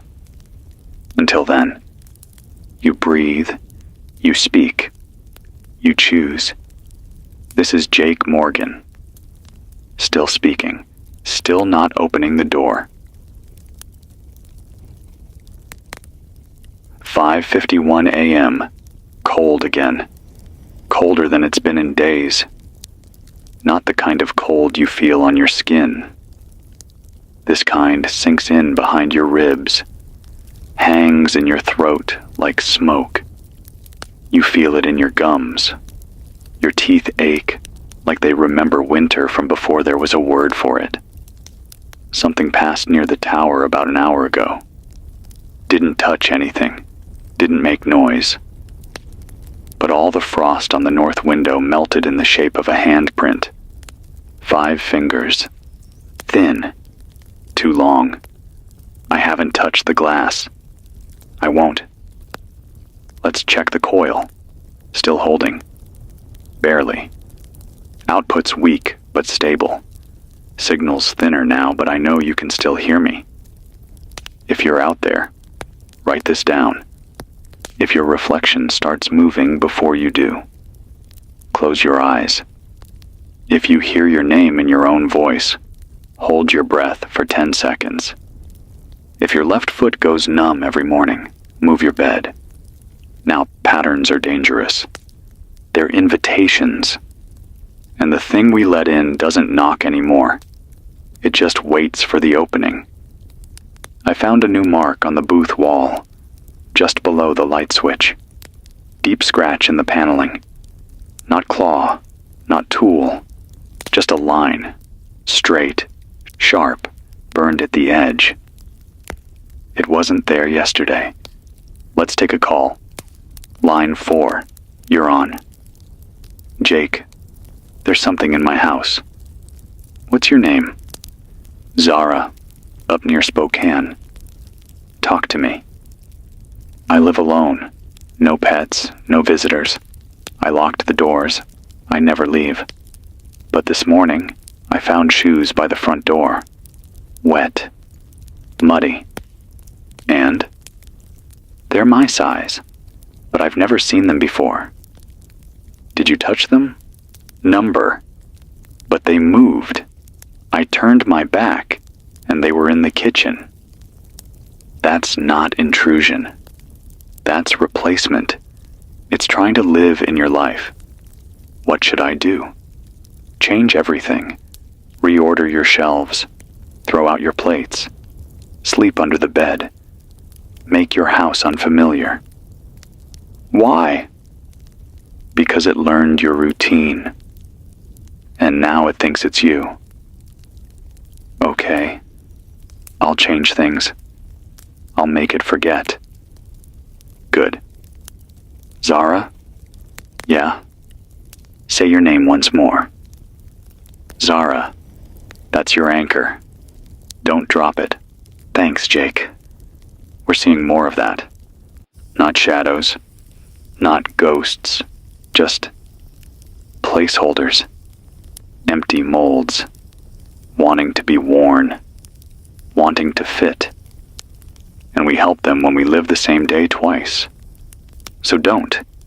If you always wear your watch on the left, switch it. If you brush your teeth first, wash your hands instead. If you eat at noon, skip it. Remind the world it doesn't own you. Let's try line 7. Go ahead. Jake, I think my house is whispering. Name? Clint, in Tennessee. Old farmhouse, family place. What do you hear? Not words, just breathe, like walls exhaling. Only when I'm alone, only at night. You sure it's the house? Yeah, I put my head to the floorboards. It's coming from below, not pipes, not wind, just presence. Don't sleep alone tonight. I haven't in weeks. I sleep with the dog and the shotgun. Smart. Write a message on the wall, something only you would say. If it changes, even a word, leave. Right away. Will do. We're not crazy. Let me say that again. We're not crazy. We're just living in a world where things learned how to echo. And when something echoes long enough, you start to believe it was always part of the room. But it wasn't. We were here first. Let's not forget that. Alright, another update. A town in Wisconsin reported a second sun. Not in the sky, in mirrors. Only mirrors. Same position. Same color. Same heat. People who stared too long reported seeing a third version of themselves, standing behind the first two, smiling. One woman smashed every mirror in her house. Her real reflection never came back. Now she walks with no shadow, not forward, not backward, just sideways. If you see a second sun, don't reflect it. Live in matte surfaces. Sleep in stone rooms. Wrap your windows. We were not built for double light. Okay, time for a short breath check. Close your eyes. Inhale. Say a name out loud. Anyone you miss. Hold it in your chest. Exhale slow. That's what makes you you. Not breath, but grief. Grief means memory. And memory is ours. Another letter came today.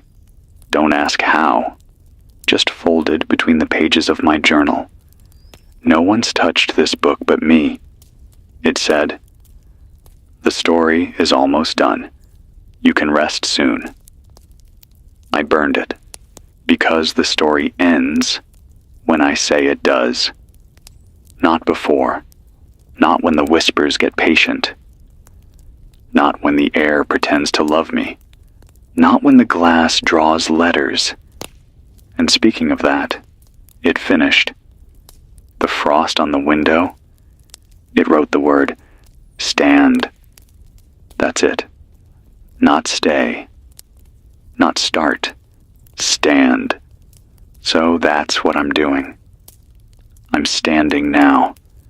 Not because it asked, but because I still can. You should too. Stand where you are. Right now. Even if you're tired. Even if your legs ache. Even if the floor beneath you remembers a different weight. Stand anyway. Say your name. Say your mother's name. Say the name of the street you grew up on. This is not about comfort. This is about resistance. This is about remembrance. This is about you. Still here. Still breathing. Still standing. This is Jake Morgan. More signal coming soon.